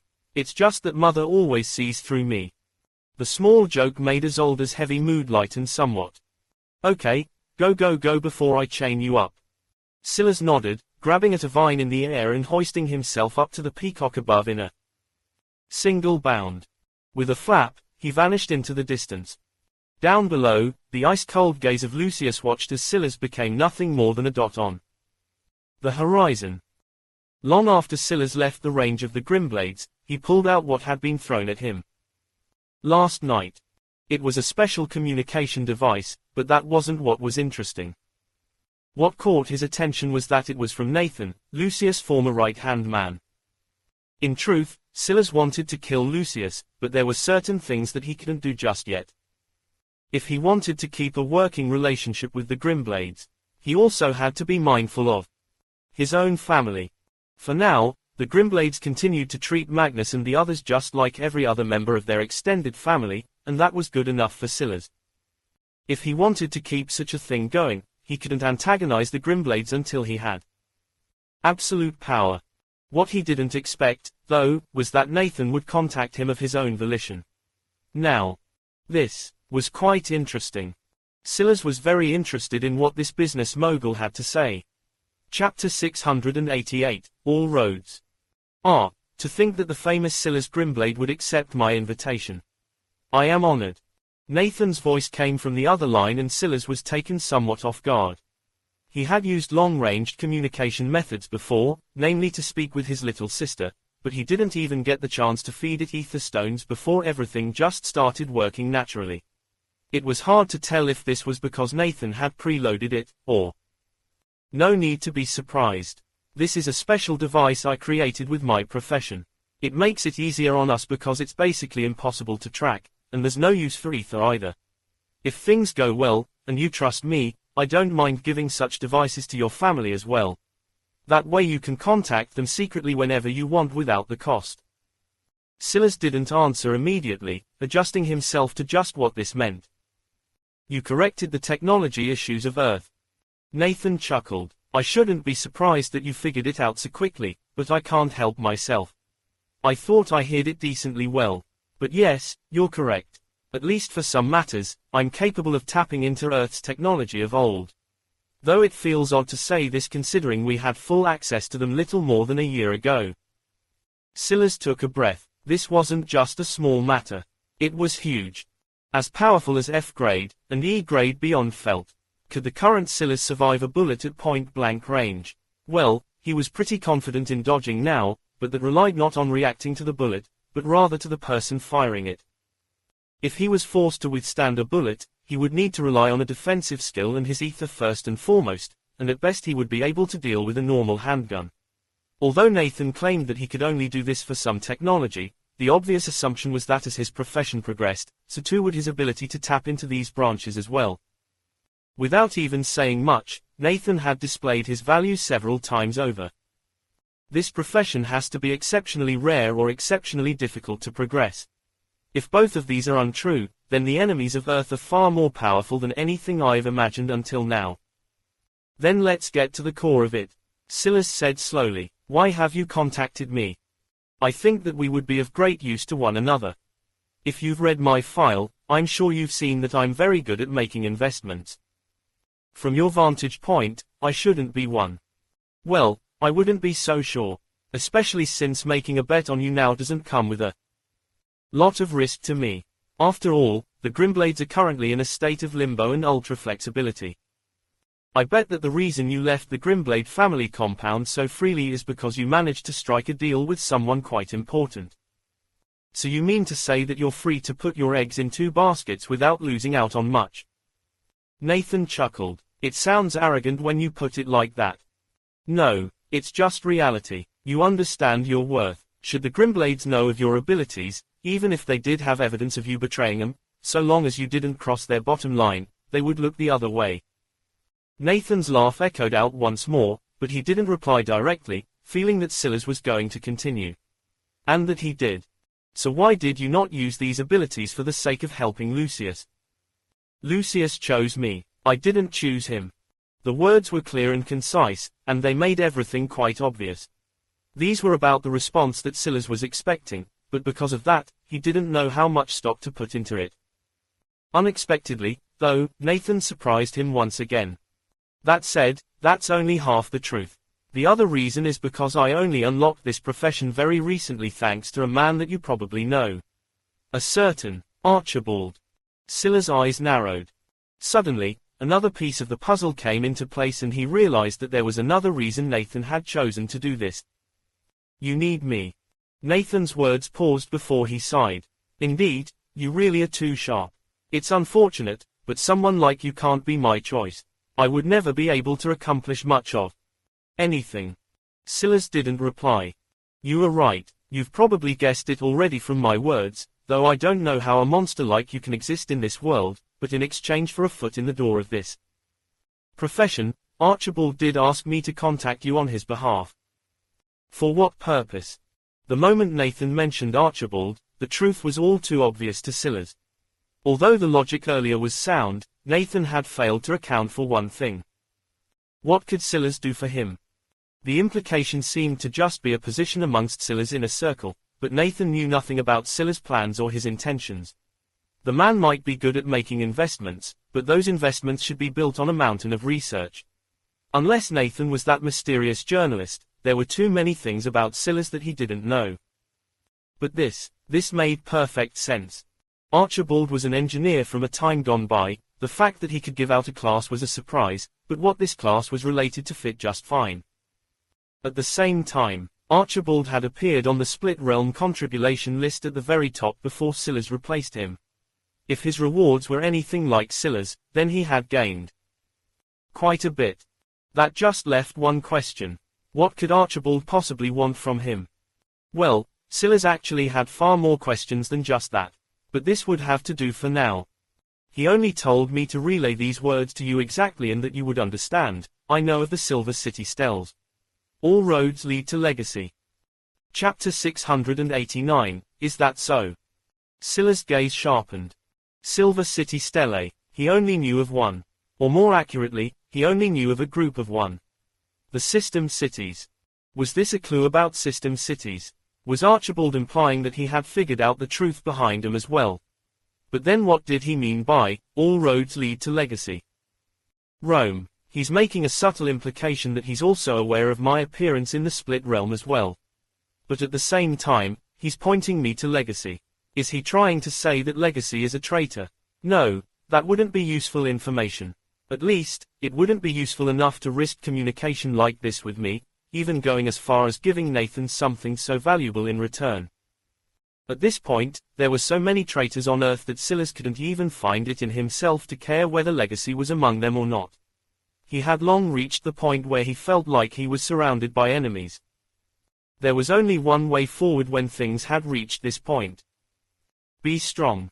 Those words of the Madness Key rang more and more true every day.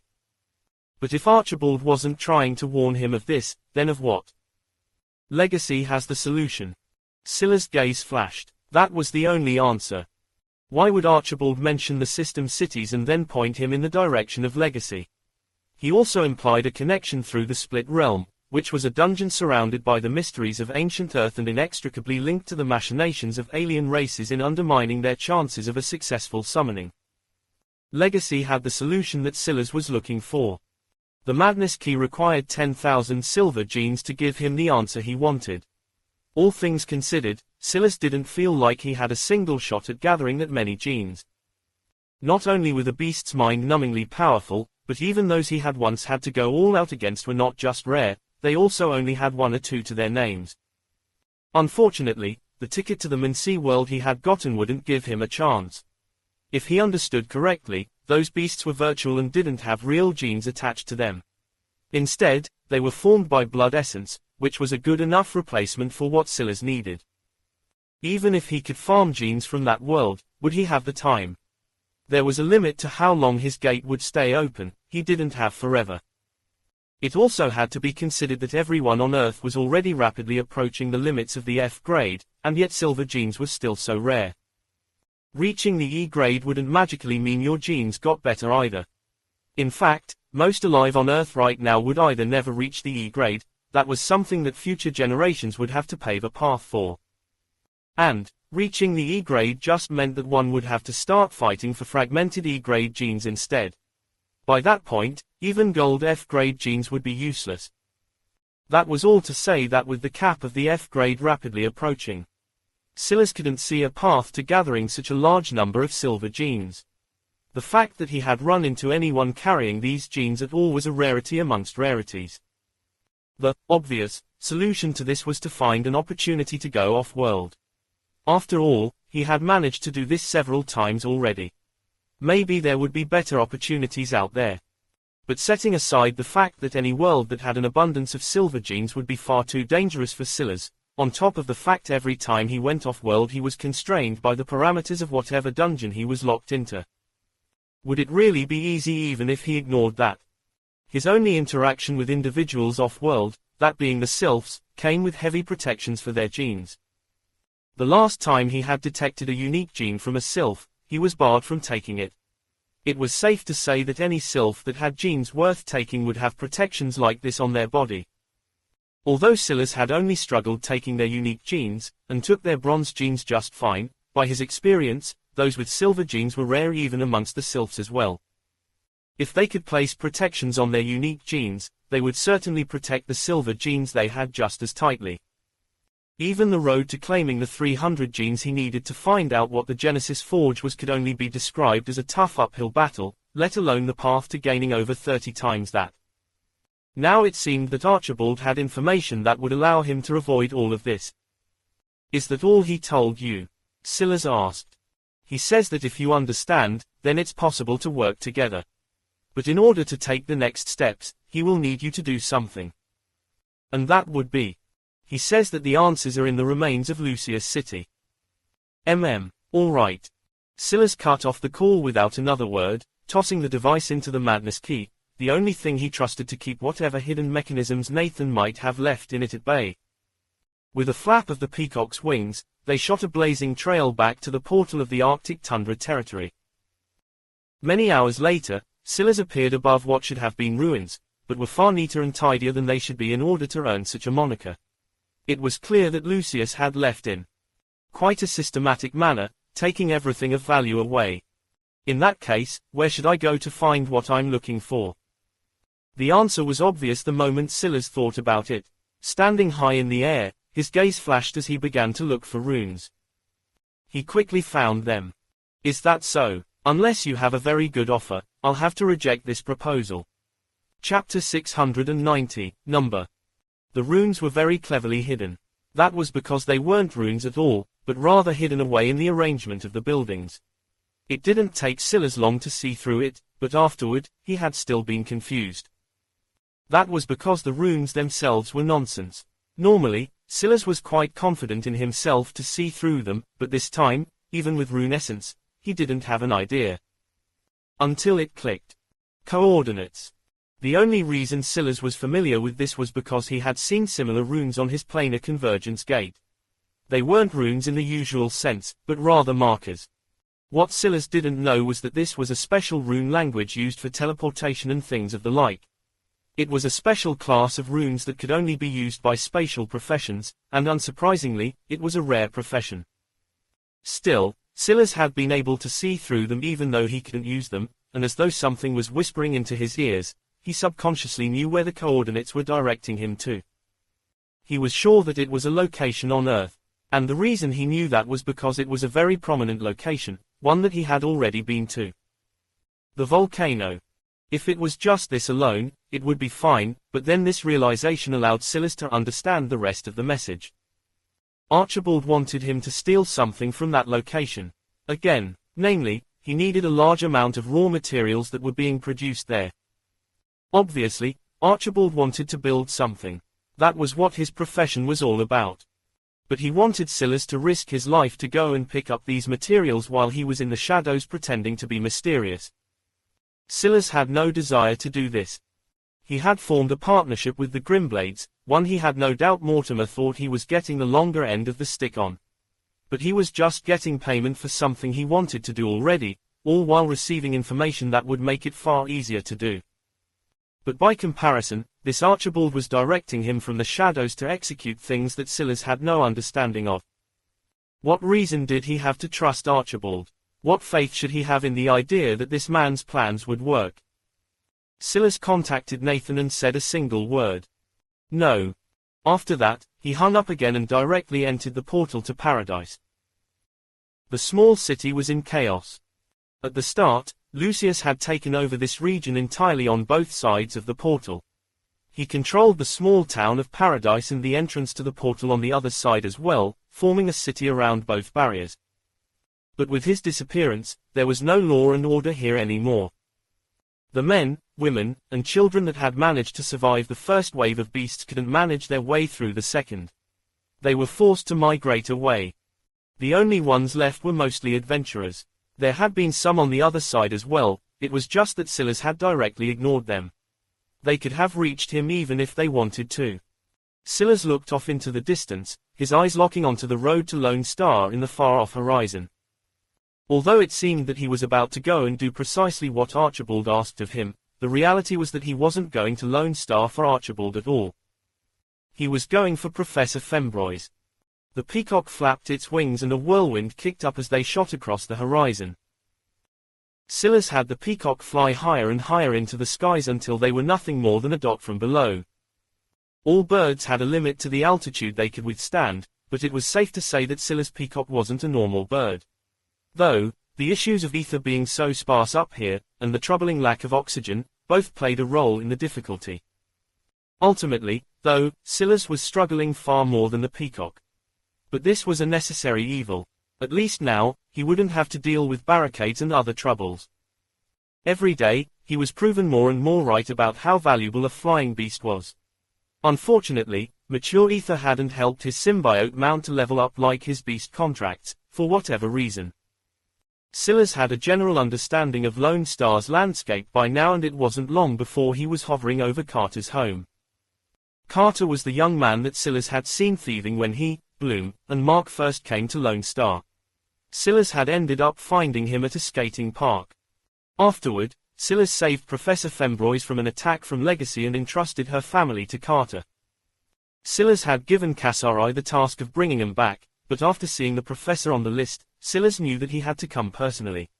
This situation had become far more tricky than he knew. He didn't outright dismiss the reports of the Grimblades. When he had last seen Professor Fembroise, she was grieving over the loss of her son and had a great deal of pent-up anger toward the government. She believed that if they had gotten warnings first, this would have never happened. This was the reason she had joined Silas in the first place. But then Silas disappeared for months. It wasn't even fair of him to expect her to wait all the time without even knowing if he was dead or alive. Even if she gained access to a nexus and learned about him through those channels, she would have no reason to believe that he still had her in mind. Or even if she did, she might think that he was in too much danger to consider her at the moment. If Legacy wanted her, then others certainly would. And therein lay the problem. As expected, she's not there. Silas hovered high over the house, but he didn't panic. That was because the report the Grimblades had given him had already confirmed that. In which case, he knew exactly where she was. But he would need the night before confirming that. Chapter 691 Underground. The situation in Lone Star seemed calm on the surface, but in the depths of the night, it was anything but. In exchange for the peace that the citizens experienced when the sun rose, many undercurrents had to be forcefully suppressed beneath the moon's light. One such undercurrent formed from the combined might of several gangs. After Silas left Lone Star with the disk, the city lost the ability to control the expansion of the volcano portal for several long months. By the time they gained a new treasure capable of replacing its function, much of the damage had already long been done. The temperatures of the city skyrocketed, but more importantly, the landscape of their farmland changed. Much of the topsoil had been replaced by currents of lava. This alone was fine if not for the fact that the oppressive heat had dug into the land, forming deep, cavernous caves, valleys, and trenches. Normally, lava alone wouldn't be able to do this kind of damage. The earth would be able to disperse much of its heat. However, in this case, the lava was formed from a special location of the ether plane, while Earth was not yet adjusted to these sorts of shocking environments.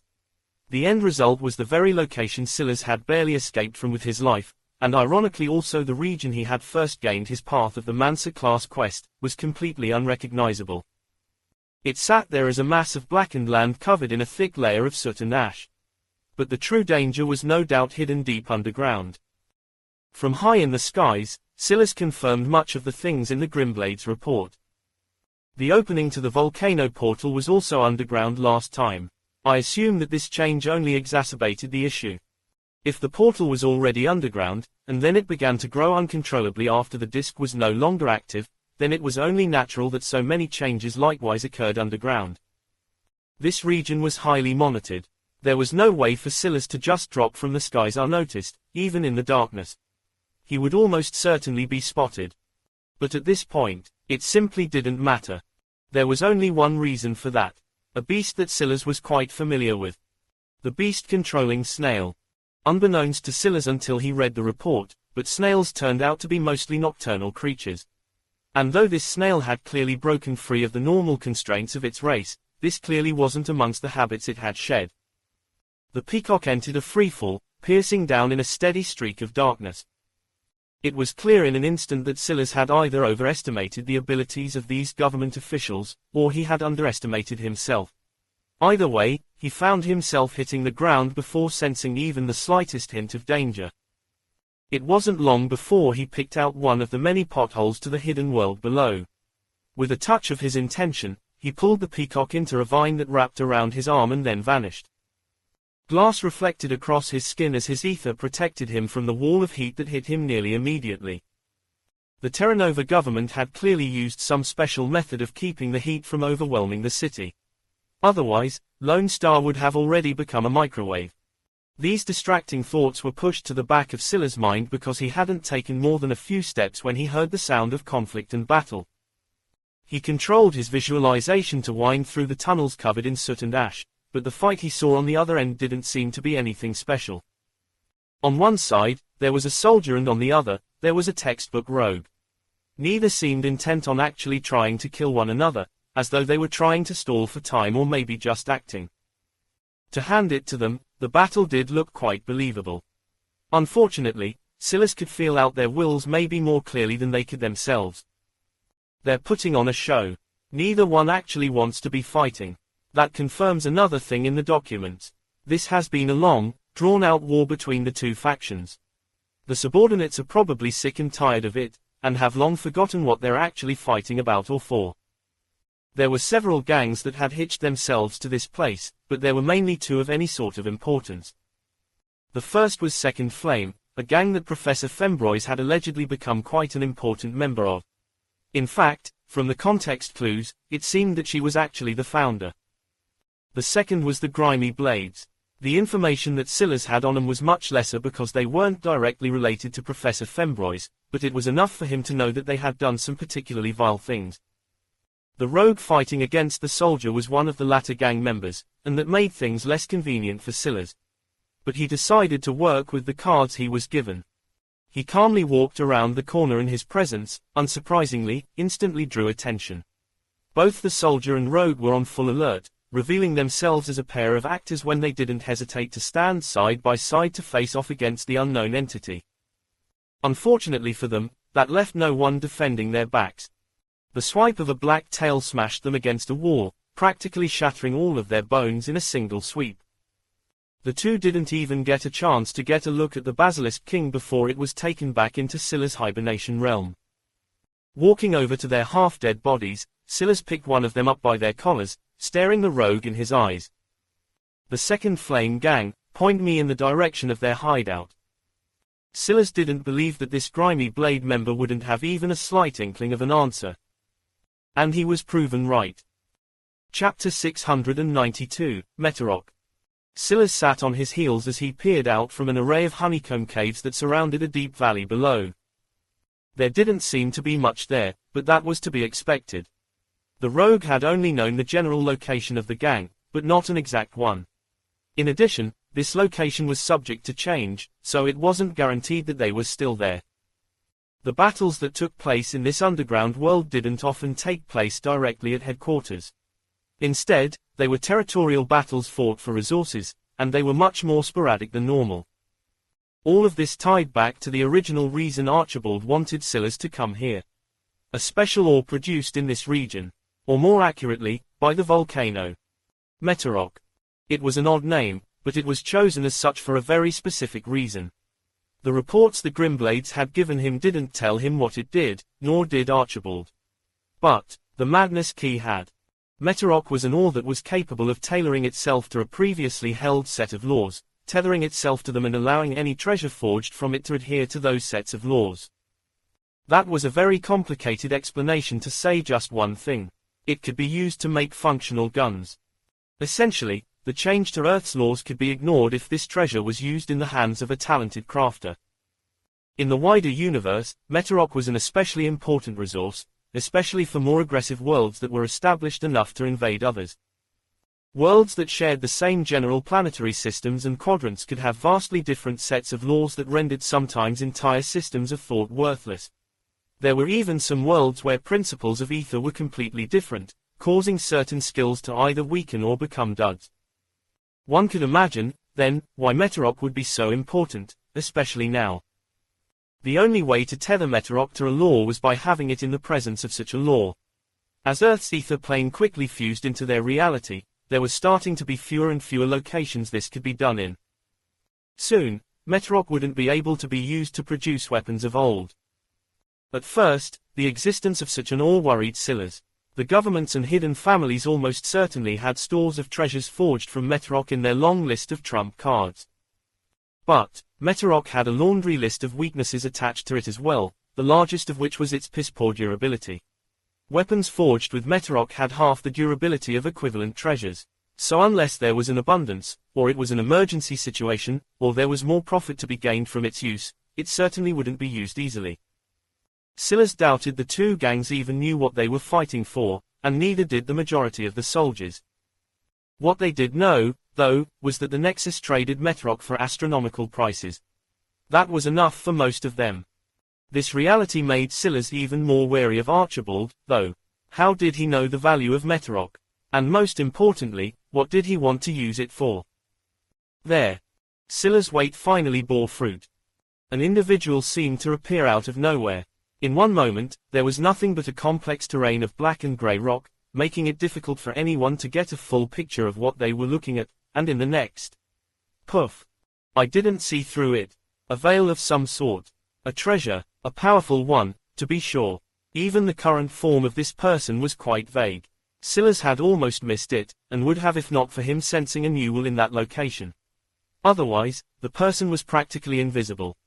It wasn't until this person entered one of the many caves littering the region that the veil that covered them finally truly vanished. Silas thought for a moment.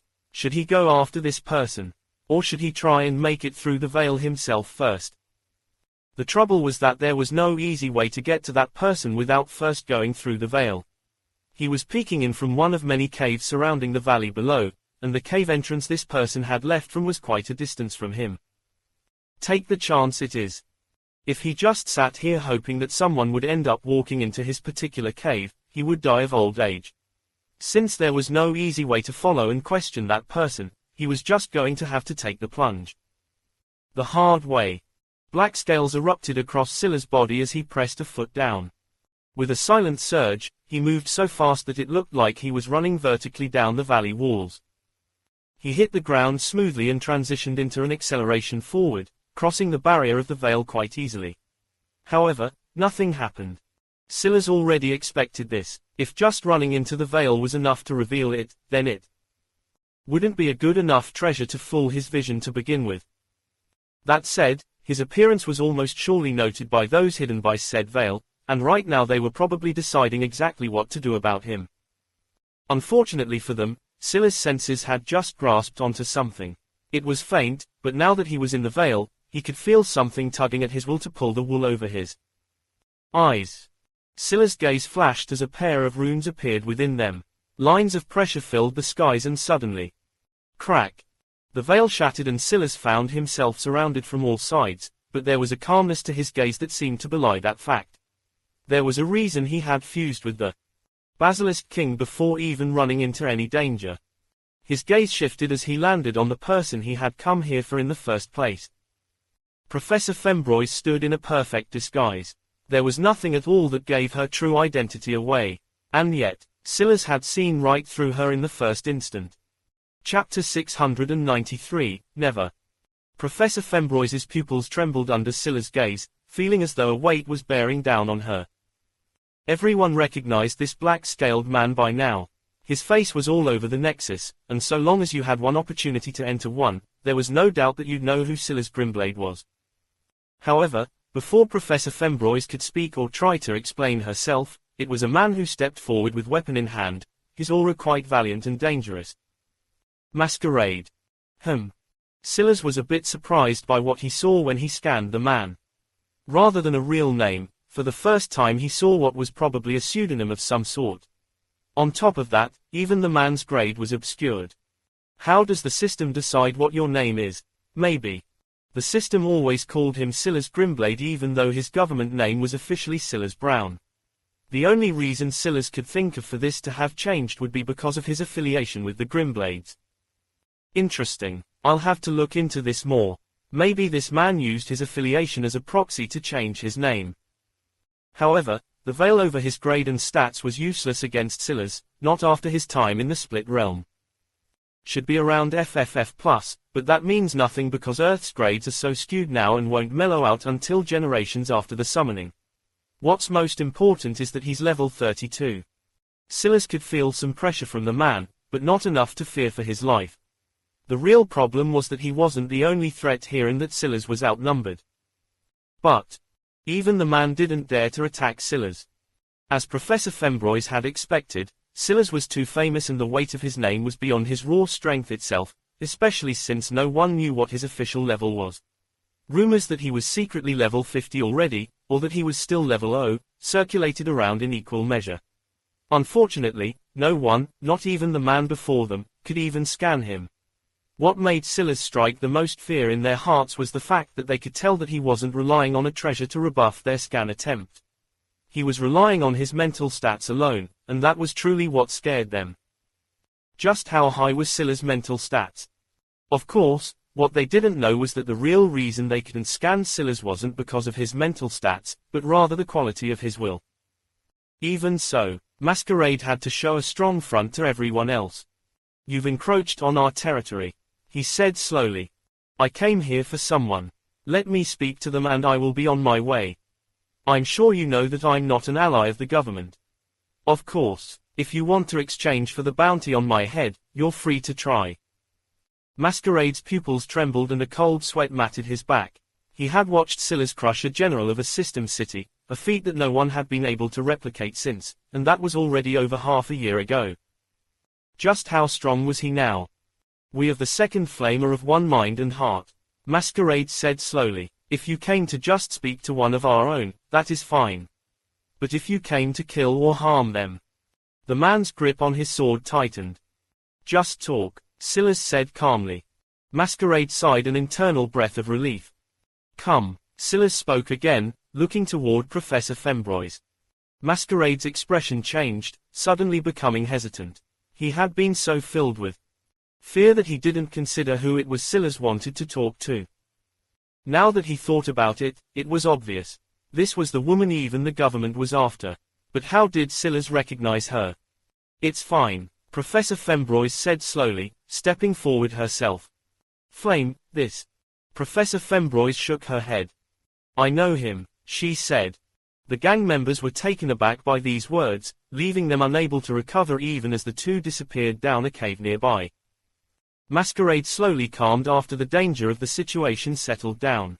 As his thoughts organized themselves, he became harder to read. No one around could tell what he was thinking. Silas and Professor Fembroise stood across from one another in silence. The latter seemed slightly uncomfortable as though she had done something wrong, but soon the discomfort became determination. From those split few seconds, Silas could tell that the professor had already thought through everything for months during his absence. A smart person's mind wasn't easy to change because they already felt like they had already considered things from all angles. A smart person's mind was even more difficult to change when they were already set on their path for so long. This small change in expression told Silas everything he needed to know. So you did betray Earth. Professor Fembroise's determination froze over, her pupils beginning to change once more. It was clear and obvious to Silas that just joining a gang wasn't enough for Professor Fembroise to react like this. Likewise, a mere gang affiliation wasn't enough for the Grimblades to place the professor as an A-level target. Professor Fembroise exhaled a slow breath. Betrayal assumes I received any sort of loyalty. In that case, I should just kill you. The professor froze again. Her eyes widened as a suffocating killing intent came from Silas, so powerful that her knees trembled. All of her plans, all of her thoughts of escape, all the experience that she thought she had built up by now was crushed by a single gaze. The runes that danced in Silas' eyes made her inner organs shudder and shift out of place, and her lungs couldn't seem to take in enough air no matter how hard of an inhale she took. There were a lot of ways Professor Fembroise thought that this would go.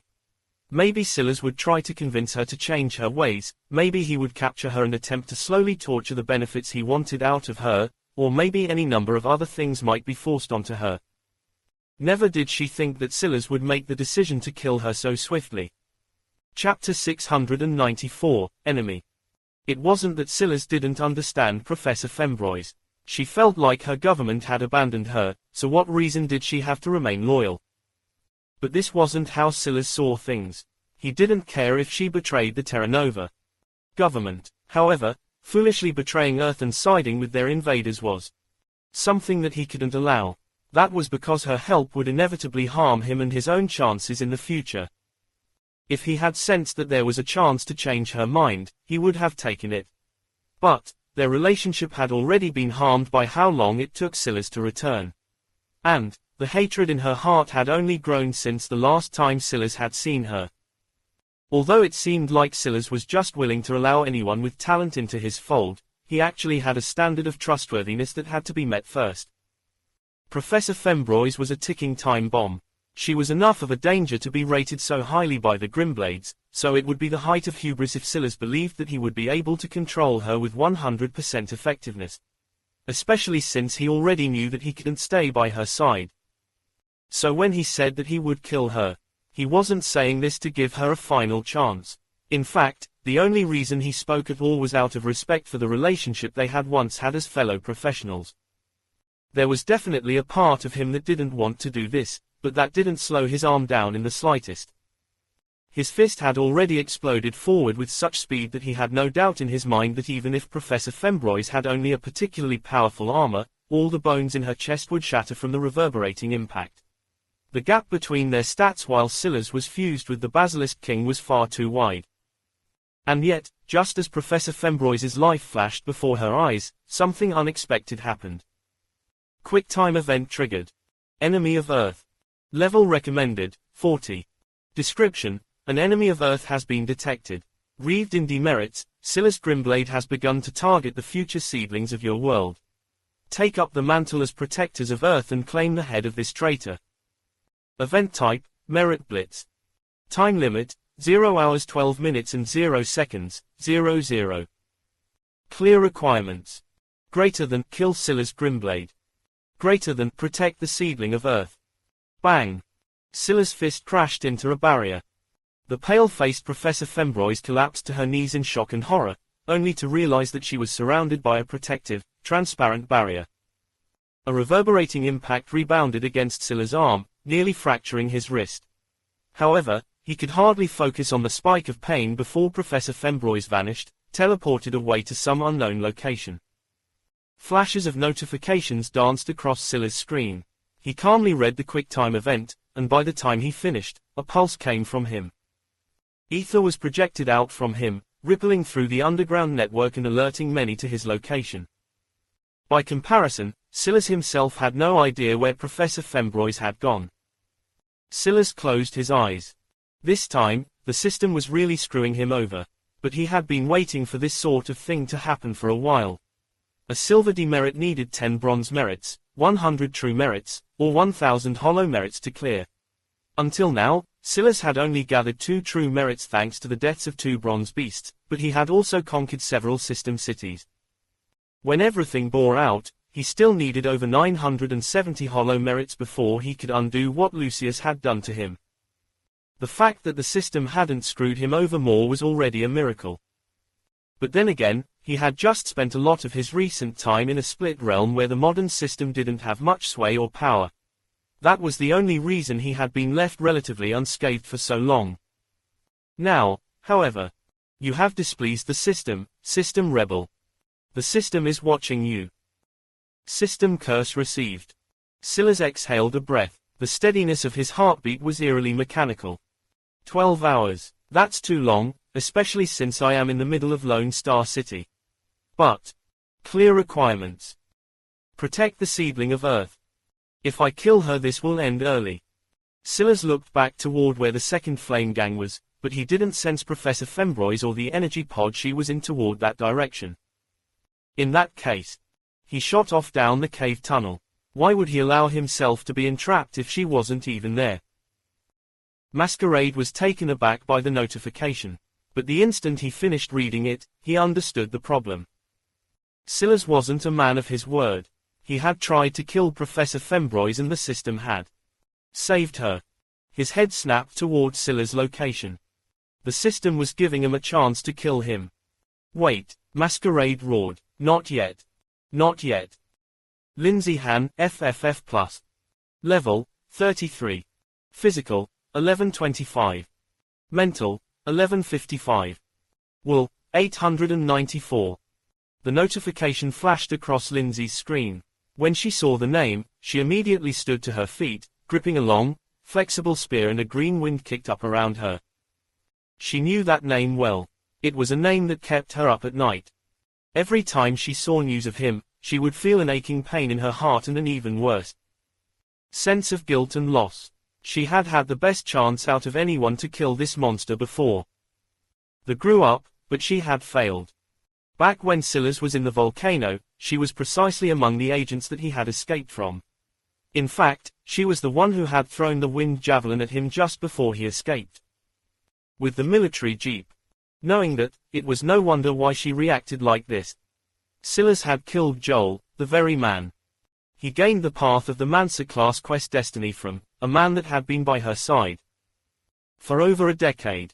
Lindsay began to roar out orders. This time, Scylla's head would be hers. Chapter 695, Treasures. Scylla zipped down the corridors. He had no easy way of finding where Professor Fembroise had been teleported to. What he did know was that usually, a QuickTime event would have a limited range. The system almost certainly wouldn't let him leave this region until the QuickTime event was over. In which case, for the sake of maintaining what little fairness there was left, Professor Fembroise should be in this region as well.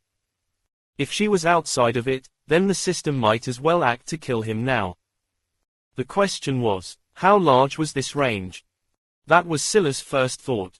He wanted to figure out how much room he had to work with. With his memory, winding through the tunnels he had come from was easy. But the issue was that when he took Professor Fembrois away for their talk, he had picked a random tunnel he had no familiarity with. It was a minor mistake, but right now it was costing him. For all he knew, there was a dead end waiting for him. Scylla's feet came to a grinding halt. A group of 3 men appeared before him, but they seemed just as shocked to see him. Why didn't I sense them? This was the only thought Scylla could have before he was suddenly attacked. His tail whipped out in response, knocking the poison-tipped bolt from a hidden crossbow away. The man seemed shocked that Scylla had been able to react to it at all, but he wasn't slow to back away, drawing his weapon. Unfortunately, not being slow wasn't enough when Scylla was so fast. Clang, clang. A twin pair of glass blades rebounded against the defenses, but the cracks that formed in their armors caught them off guard and filled their eyes with horror. Scylla's body flashed forward, leaving trails of ice behind as he curved up the side of the cave wall swiftly, appearing to their backs. They spun around, but they lost control of their bodies on the now slippery floor. Bang! One of their heads fell right towards Scylla's fist. With their armor already cracked by Scylla's initial attack, they couldn't resist this time around. The man's nose was driven into his brain as his forehead deformed. Another glass dagger shot out, rebounding against a blade that slashed down towards Scylla's neck. With a sidestep, a flare of red gold wings appeared to Scylla's back, allowing him to accelerate to an extreme in a shortened burst. He drove a fist into the side of the man's gut, shattering his ribs and tearing his heart to pieces with its shards. The last of the group was the only one that Scylla hadn't managed to crack the armor of earlier. He was the fastest to retreat, and he was also the one who used the crossbow bolt earlier. Now, he had finished charging up a skill, slashing it down towards Scylla's back. And yet, Scylla sidestepped as though he had eyes in the back of his head. With his back still to the man, he used the torque of his hips to drive an elbow toward his temple. The man unleashed a defensive skill that made Scylla feel as though his attack had landed on a soft cloud. However, the feeling was brief before he exploded through, pushing beyond the limits of the defensive skill. But the man was clearly already expecting this, using the missed swing of his own weapon as momentum to duck beneath Scylla's elbow, sweeping to the latter's front to attack him once more. However, before he could even finish the maneuver, Scylla's free hand spread out, a blackened aura surging from it. Less than vortex capture greater than. The swinging blade suddenly faced a strong suction force from Scylla's, and the momentum the man was using was suddenly stifled as he found his weapon going in the opposite direction. Off balance and taken off guard, the man mistimed his dodge, allowing Scylla's elbow to drive right into his head. Bang! The armor of the man rippled and dealt with a vast majority of the damage. Unlike his companions, between the armor and his earlier defensive skill, there was no crack. However, that didn't stop his head from spinning with dizziness. The man's grip on his own weapon loosened and he found it vanishing into Scylla's hand. At first, he thought it was an illusion, until a cloud of ash obscured his vision. Dead. The series of events was too smooth and suffocating. The moment the blurred vision from this ash and his dizziness combined, the man knew that he was finished. Pucchi. A glass blade tore through his throat as he had this final thought, his body convulsing once before collapsing. Scylla stood amongst the 3 corpses, his brows tightly wound into a frown. These 3 weren't particularly powerful, only being in the high-level 20s. But aside from the last one, the other 2 were only FF+, while the final one was an FFF threat. Considering how rare it was for people to reach the high-level 20s, and the fact grades were all relative to the standard of Earth, the fact the grades were so low meant that they were among the weakest high-level 20s there were on Earth. Yet, their armor and other treasures. Scylla knew that as time went on, and more people gathered treasures and leveled their items up, he would only struggle more and more because of these scorned wraps. What did it matter if his enemies had stats weaker than his own by several hundred if they had treasures that gave them double that in additional stats and defenses? Against stronger opponents, this would only be worse. Scylla's gaze coldly flashed. He took the 3 corpses with him, tossing them into the madness. Key. If he wanted to survive, he was going to have to be even more merciless. He had no doubt that the Terra Nova government would be sending quite a few people if they had a chance. Here. Scylla finally found the limit of the QuickTime event as he pressed a palm against the barrier. The entire underground world, it seems, In that case, we'll have to go deeper. Chapter 696, Under and Sky. Under Brown, FFF+. Level, 33. Physical, 1303. Mental, 935. Wool, 912.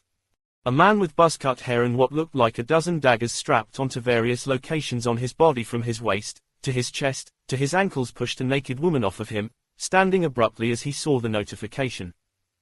Silas Grimblade. Under picked his pants up off the floor, gaining another half a dozen daggers from the action of pulling them up alone. Frustrated by the fact his member was still standing at attention and wouldn't fit, he forcefully tucked it into his belt, tightening it. Fuck. He regretted the action immediately and did a little dance trying to untighten it as he rushed out. The underground encampment was already bustling. Under didn't need to give out any orders, everyone already understood the assignment. His tent flaps rippled, and the sight of a naked woman bent over caught the attention of the men rushing by. They couldn't help but pause their steps, trying to catch a glimpse past Under. Under wasn't the burliest of men. In fact, he was quite a lanky sort of powerful.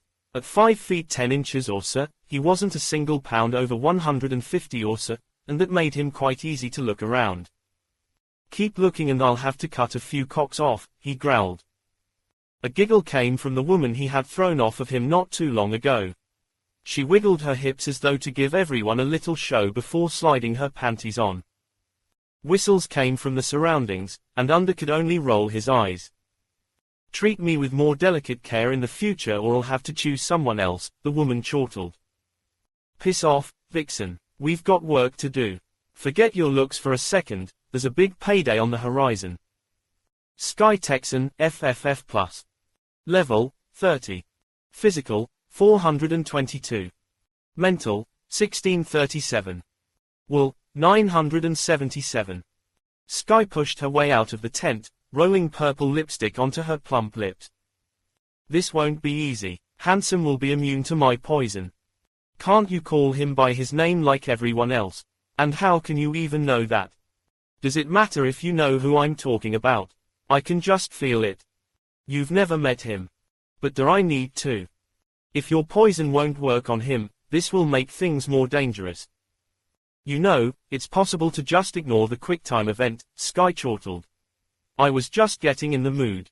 Maybe you should start calling him handsome too since you abandoned me to go chase him. The men burst out into laughter as black lines appeared on Under's forehead. Under took a breath and exhaled. This shindig is really going to be a blender. We're not going to get directly involved, we're just going to see if there's an opportunity. Call the scouting units back. We'll move as a single unit. After Under handed out his orders, the laughing atmosphere faded and they all burst into action. How sure are you? Under asked Sky again, more seriously this time.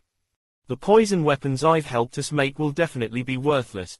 As for my more unique poisons, well, he will at least have to put some effort into dispersing them, but I'm not even sure about that. If you really want to deal with him, we'll need time to plan. But the nature of a QuickTime event doesn't allow that. Under's eyes narrowed. How do you feel about doing the opposite? As in helping him? Yeah, our methods might not work on him, but what about the government? The Snail Queen trump card might be worth using right now. Sky showed some hesitation. Didn't you read the description? Under didn't answer immediately, looking off into the distance. Do you think the system is infallible? If it was, why would there be alien races here in the first place? A bit unfair, don't you think? A little fledgling world having to face off against things that were only in your fantasy books a year ago. Sky's expression suddenly changed as she realized something. They approached you. Under grinned. Those bastards had quite a good offer. Where'd you tell em to shove it? Up that plump ass of yours. Sky laughed. A bastard like you really would say that. But I did find out something. Second Flame is compromised. What are the odds that Silas Grimblade would appear here and suddenly be targeted for wanting to kill a seedling, and have it be completely unrelated to them? Pretty good, actually, Sky replied. Yeah, but it's 50-50. Either he's targeting a member of the government, or Second Flame. And even if it was the government, those bastards are just as dirty. So what, we're putting our necks out to help him? Of course not. Like I said, we're looking for an opportunity. Even if he's on Earth's side, if we can benefit from this QuickTime event, why not kill him? Did you see the event type? Merit Blitz. We might shoot to the top of the merit leaderboards if we killed him. How much money is that a day? Sky's eyes sparkled. But, we can also take an opportunity to help him if it presents itself.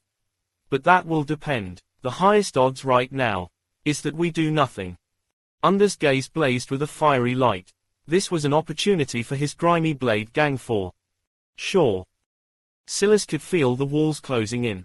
Although he hadn't run into another group after the first three, he felt as though someone was breathing down his neck.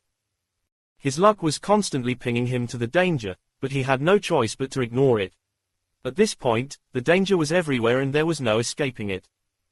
And then came the heat. The deeper he went, the more oppressive it became. He knew that he was closing in on the volcano portal. The last time he was here, he had been the enemy of the world. And now it seemed that history would repeat itself. Silas inhaled a smoldering breath that threatened to char his throat.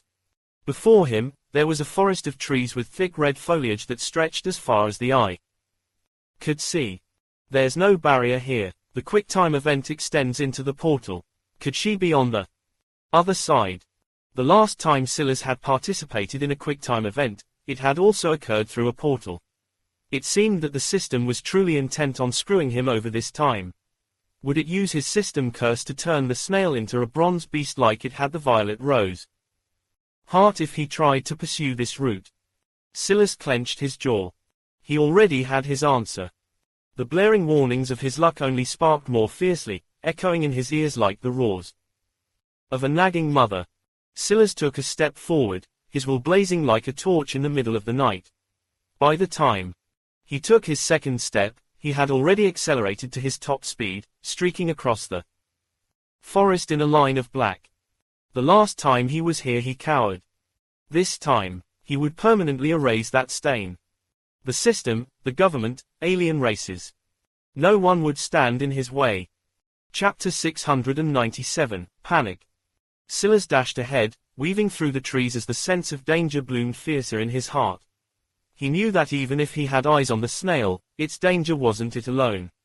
Unless it had changed its path since the last time he had seen it, its greatest strength was its ability to control other beasts. On top of that, Silas was certain that this beast had trump cards he hadn't seen yet. Otherwise, after so long, it wouldn't still be alive. Back then, the government had completely surrounded the portal and sent several powerful individuals, only one of whom Silas had killed. As for Lindsay and the other, they should still be alive. Even if they died, why wouldn't the government have sent more powerful existences? They had every incentive to try and control such an area, yet they had failed to do so even after so many months. The more Silas thought about it, the more he felt the pressure of the situation. His breathing became somewhat labored as beads of sweat began to trickle down his body. The heat penetrated through his ether skin and even seemingly down to his very soul. A shortness of breath overwhelmed him, and no matter how deep he tried to breathe, it didn't seem to be enough. Silas' steps came to a grinding halt. He stood there in the middle of the forest, heaving. No matter how he looked at it, it felt like he was having a panic attack. This sort of heat shouldn't be enough to impact him so much, especially not with how powerful his glass ether was, immature or not. Am I really so weak? The thought echoed in Silas' mind and he felt his stomach lurch. He bent over, heaving, but nothing but small droplets of spittle and acid came out. He had been too busy to eat much of anything recently outside of pills he formed with his transmutation beast skin. No. The feelings of danger pinged again and Silas finally looked up. There was nothing at all above his head, except for runes. That was when Silas remembered another oddity. He hadn't sensed the three men he fought in the cave network earlier despite having been on high alert. Domain. Silas finally understood that it wasn't that he was running right toward danger, but rather that he was already in the middle of it. With a push of his feet, Silas dove to the side as an arrow whizzed over his shoulder.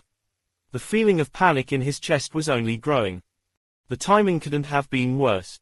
Just as his rapidly beating heart hit a new stage of agitation, another ripple of ether came out from him, alerting everyone to his new location. Silas found his body overheating.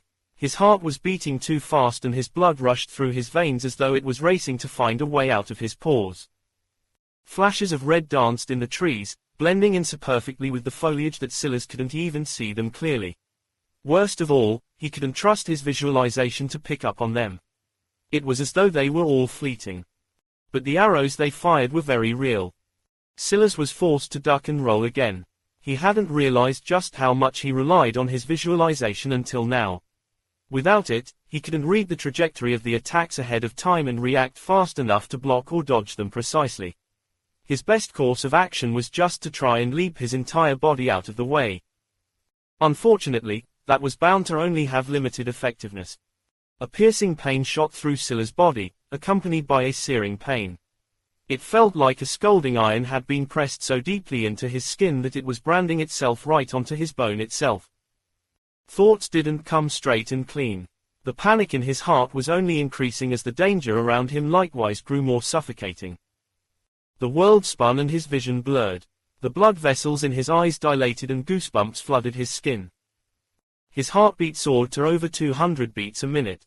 He could practically hear it hitting overdrive in his ears. If this continued, he would just directly die. There was no way his body could take this level of stress. But he wasn't even thinking straight enough to see things so clearly. All he could feel was that fear. The feelings of that day amplified in his mind. It was like he was right back there, stuck in a world of endless flames and lava, thinking that the next step he took might be his last. All the bravado he had had just seconds ago was lost to space and time, buried within him. Thwack! An arrow pierced into his shoulder. His body was beginning to slow down, overheating from the excessive use of his heart. He almost couldn't feel the searing pain coming from his arm at all. Everything just felt numb. Lindsay slammed a foot to the ground, bending down low and changing direction so fiercely to round a corner that she almost looked like a motorcycle gliding around a curve. Her flexible spear was held out from her body as a counterbalance, and with an explosion of strength from her quads, she shot up and around the corner, entering the forest of red as they colloquially called it. At that moment, a pulse informed her of Silas' new position and the intent in her gaze blazed as her squad rushed in an attempt to keep up with her. She had originally planned to cut through the forest of red as a shortcut despite the danger. But who would have thought that Silas would actually come closer to her of his own volition?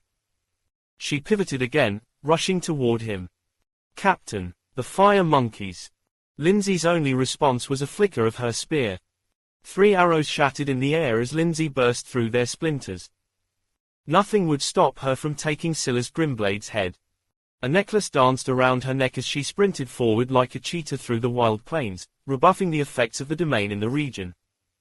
Chapter 698, Laughter. The searing pain in Silas' shoulder couldn't seem to reach his mind at all. His vision looked glazed over as he saw more red than anything else, but his mind was more focused on the fear erupting from deep within him. He hated the feeling. He hated the feeling of helplessness, but there was no escaping it. It was everywhere he looked, suffocating and ubiquitous. The worst part was that he knew why he couldn't shake it off. Maybe there was something external triggering these emotions, but he knew deep inside that they were real. There was a gap between what was truly resolved and what was suppressed. Silas' solution to his plight was to become strong, but was he strong yet? Even if he one day became invincible on Earth, what about in their solar system? What about their quadrant, the galaxy cluster, beyond? Would he ever be able to get rid of this feeling of inadequacy until he was unbothered and unaffected by the threat anyone in existence could provide? What sort of life was that? Silas tried to dodge again, but he ended up diving into the path of an arrow instead of away. This one was luckily a glancing blow that stuck so heavily into the tree behind him that the tail of the arrow whipped back and forth viciously, but that didn't stop a deep gash from appearing in his quad. It looked like it was only another inch or two from unearthing bone. The pain finally seemed to reach Silas this time as his vision cleared slightly. No, it wasn't the pain. It was a change to the cadence of his luck's warnings. There was a new danger pinging him. This awoke Silas slightly as his mind felt the new stimulus. He tried to grasp this light at the end of the tunnel, but the feelings of fear came swifter and harsher. Am I really going to die here? The thought reverberated like a rock through into a large, empty corridor. It rebounded and echoed, bouncing around his skull as it made its presence known and forced itself into his reality. A flicker of light pierced through the blurriness of Scylla's vision. He stumbled to the side out of instinct, the whizzing of a spear vibrating his eardrum as it sliced by his head. A new feeling of heat burned the side of Scylla's face as he became vaguely aware that someone had almost cut his ear in two. Die! Lindsay's voice roared. Die! Time slowed for Scylla's. He felt that scent of death more clearly now than even that day in the volcano. He couldn't see properly, he knew he was being attacked, but there was nothing he could do about it. That feeling of helplessness was even more severe now than it ever had been before. Everything vanished and he felt like he was standing in an abyss of endless darkness. A droplet of water fell from an undetectable ceiling, rippling across the surface of the water he seemed to be standing on, but couldn't quite make out either. Too weak. So weak. A voice that sounded like it came from a throat filled with gravel echoed out. Somehow, it felt like the greed seed and not like the greed seed at all. Subconsciously, Scylla understood. This voice didn't come from the greed seed. But the origins of the two were quite similar. Scylla understood that this voice was actually him. A part that he had buried. Born that day he faced his death for the first time and the reaction that he had to it. Since then, it had been lingering in him, reminding him of his inferiority, his weakness, his unworthiness of his own confidence and arrogance. Deep down, he was the man that feared death, feared the ultimate loss of control that it represented. Feeling it, Scylla found himself calming. You're right. These were the only words he said because there was nothing else to be said. He was weak. The gravel-filled voice began to laugh. It laughed and laughed, pouring a blackness out from within it and towards Scylla's. The pure, reflective glass-like flame that was Scylla's sparkle became corrupted. There was a flash of blackness in Scylla's eyes, one that tainted the pure green of his irises, and in an instant, something that he hadn't been able to understand at all solidified in his mind. His strength didn't seem to change at all, and yet everything changed. Scylla's mind snapped back to reality and the blurry layers of his vision fused into a single solid image. Just in time to see a spear aiming for the space right between his brows, whistling wind howling around it. Bang! The spear ran right through Scylla's forehead, but Lindsay couldn't celebrate before Scylla's body became a burst of glass sand.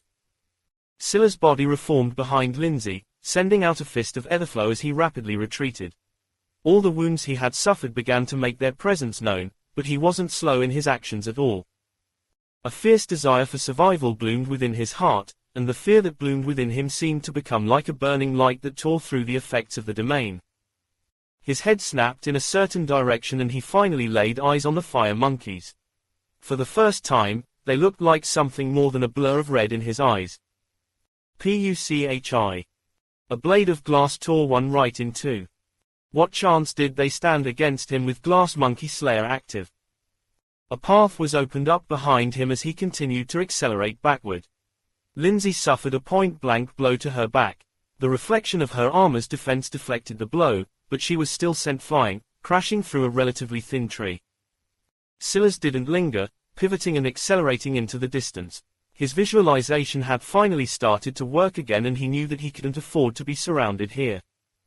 But at the same time, there was a circulating energy in the depths of his right hand. The blackened claw. For some reason, Scylla felt like he had a perfect comprehension of demonic runes now. 3 black claws extended from his hand as the demonic treasure was successfully repaired. Chapter 699, Army. Lindsay coughed as all the air in her body seemed to be forcefully expelled by a single blow. Peng. 3 fire monkey arrows crashed into her body. Luckily, her armor saved her life, but the dimming of the energy seemed to awaken her to her situation. She sensed several more arrows coming her way, but she didn't have the time to orient herself. Luckily. Peng. A burly man appeared behind Lindsay, raising a shield to block the oncoming rain of arrows. Lindsay fell to the ground, gasping for breath for barely a split moment before she hopped to her feet. He went that way. I almost had him, she roared out and then grit her teeth. Without giving her team a chance to reject again, she rushed off. The burly man looked toward the others and they were forced to follow after. It was clear to them that Lindsay wasn't quite in her right mind, but they had also seen the scene from before. She really had almost killed Silas. If not for the fact he had used a rare skill, his head would have already been pinned to the tree. They didn't reject Lindsay this time because her battle sense was clearly still there. And next time, she would be ready for that skill and wouldn't fall for the same trick. Plus, they all wanted Silas' head too. This sort of person was the kind that disgusted them the most. They were soldiers, putting their life on the line for the sake of the common people. And yet the likes of Silas only seemed out to fight for themselves. He deserved the worst kind of death. Let's go, Butch. A skinny man shot off after knocking the burly man's shoulder. We have heads to hunt. The fire monkeys are yours. Butch slammed his tower shield onto the ground and a ripple of light shot out in all directions. The screeches of the fire monkeys filled the air as they were sent flying away. Then with a stomp, he rushed to catch up with everyone. Silas dashed through the forest toward the location he felt the portal in. His gaze had already long regained its composure, but the erratic beating of his heart was taking time to calm, not to mention the overheating of his body. Keeping up this pace for even several hours shouldn't have been a problem for him, but right now, it felt like his body had already been pushed to its limits and couldn't take much more. It felt like hot coals were running down the length of his throat and his body's efficiency was down in the dumps. I need a solution. He didn't even have the time to consider what it meant that he could feel demonic runes now. Instead, he pivoted his attention and knew exactly what he needed.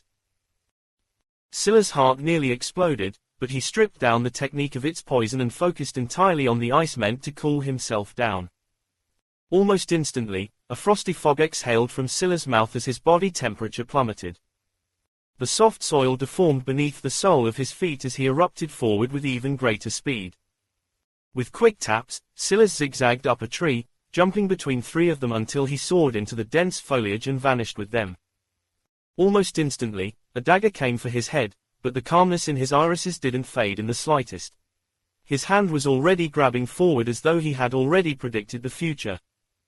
He caught the blade in the palm of his scorned wraps, ripping it down and driving his knee right through the face of the fire monkey.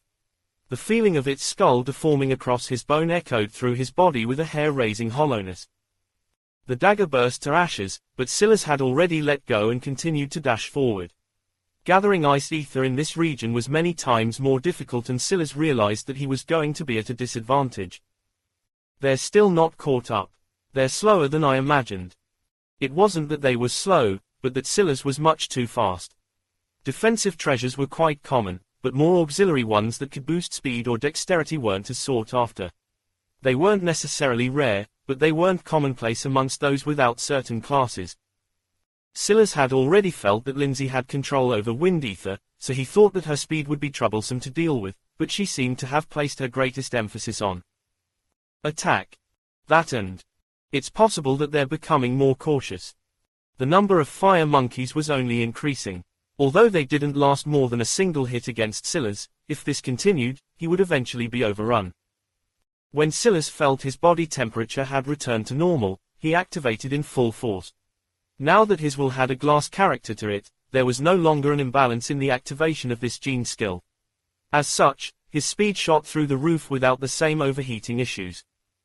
However, this didn't last for long. Silas suddenly came to a stop. Danger! The rustle of leaves echoed behind Silas as he felt Lindsay quickly closing in the gap, but the main issue was actually ahead of him. The portal was surrounded by an encampment of beasts.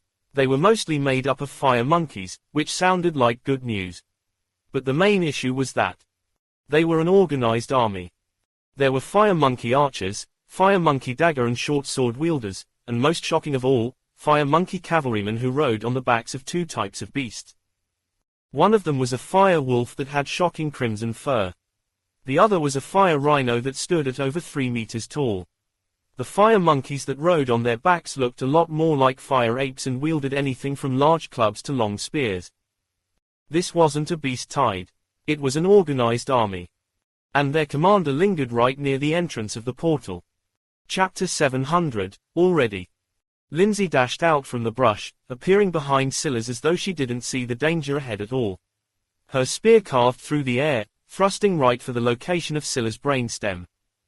Scylla didn't even have the chance to scan the large snail boss in the distance.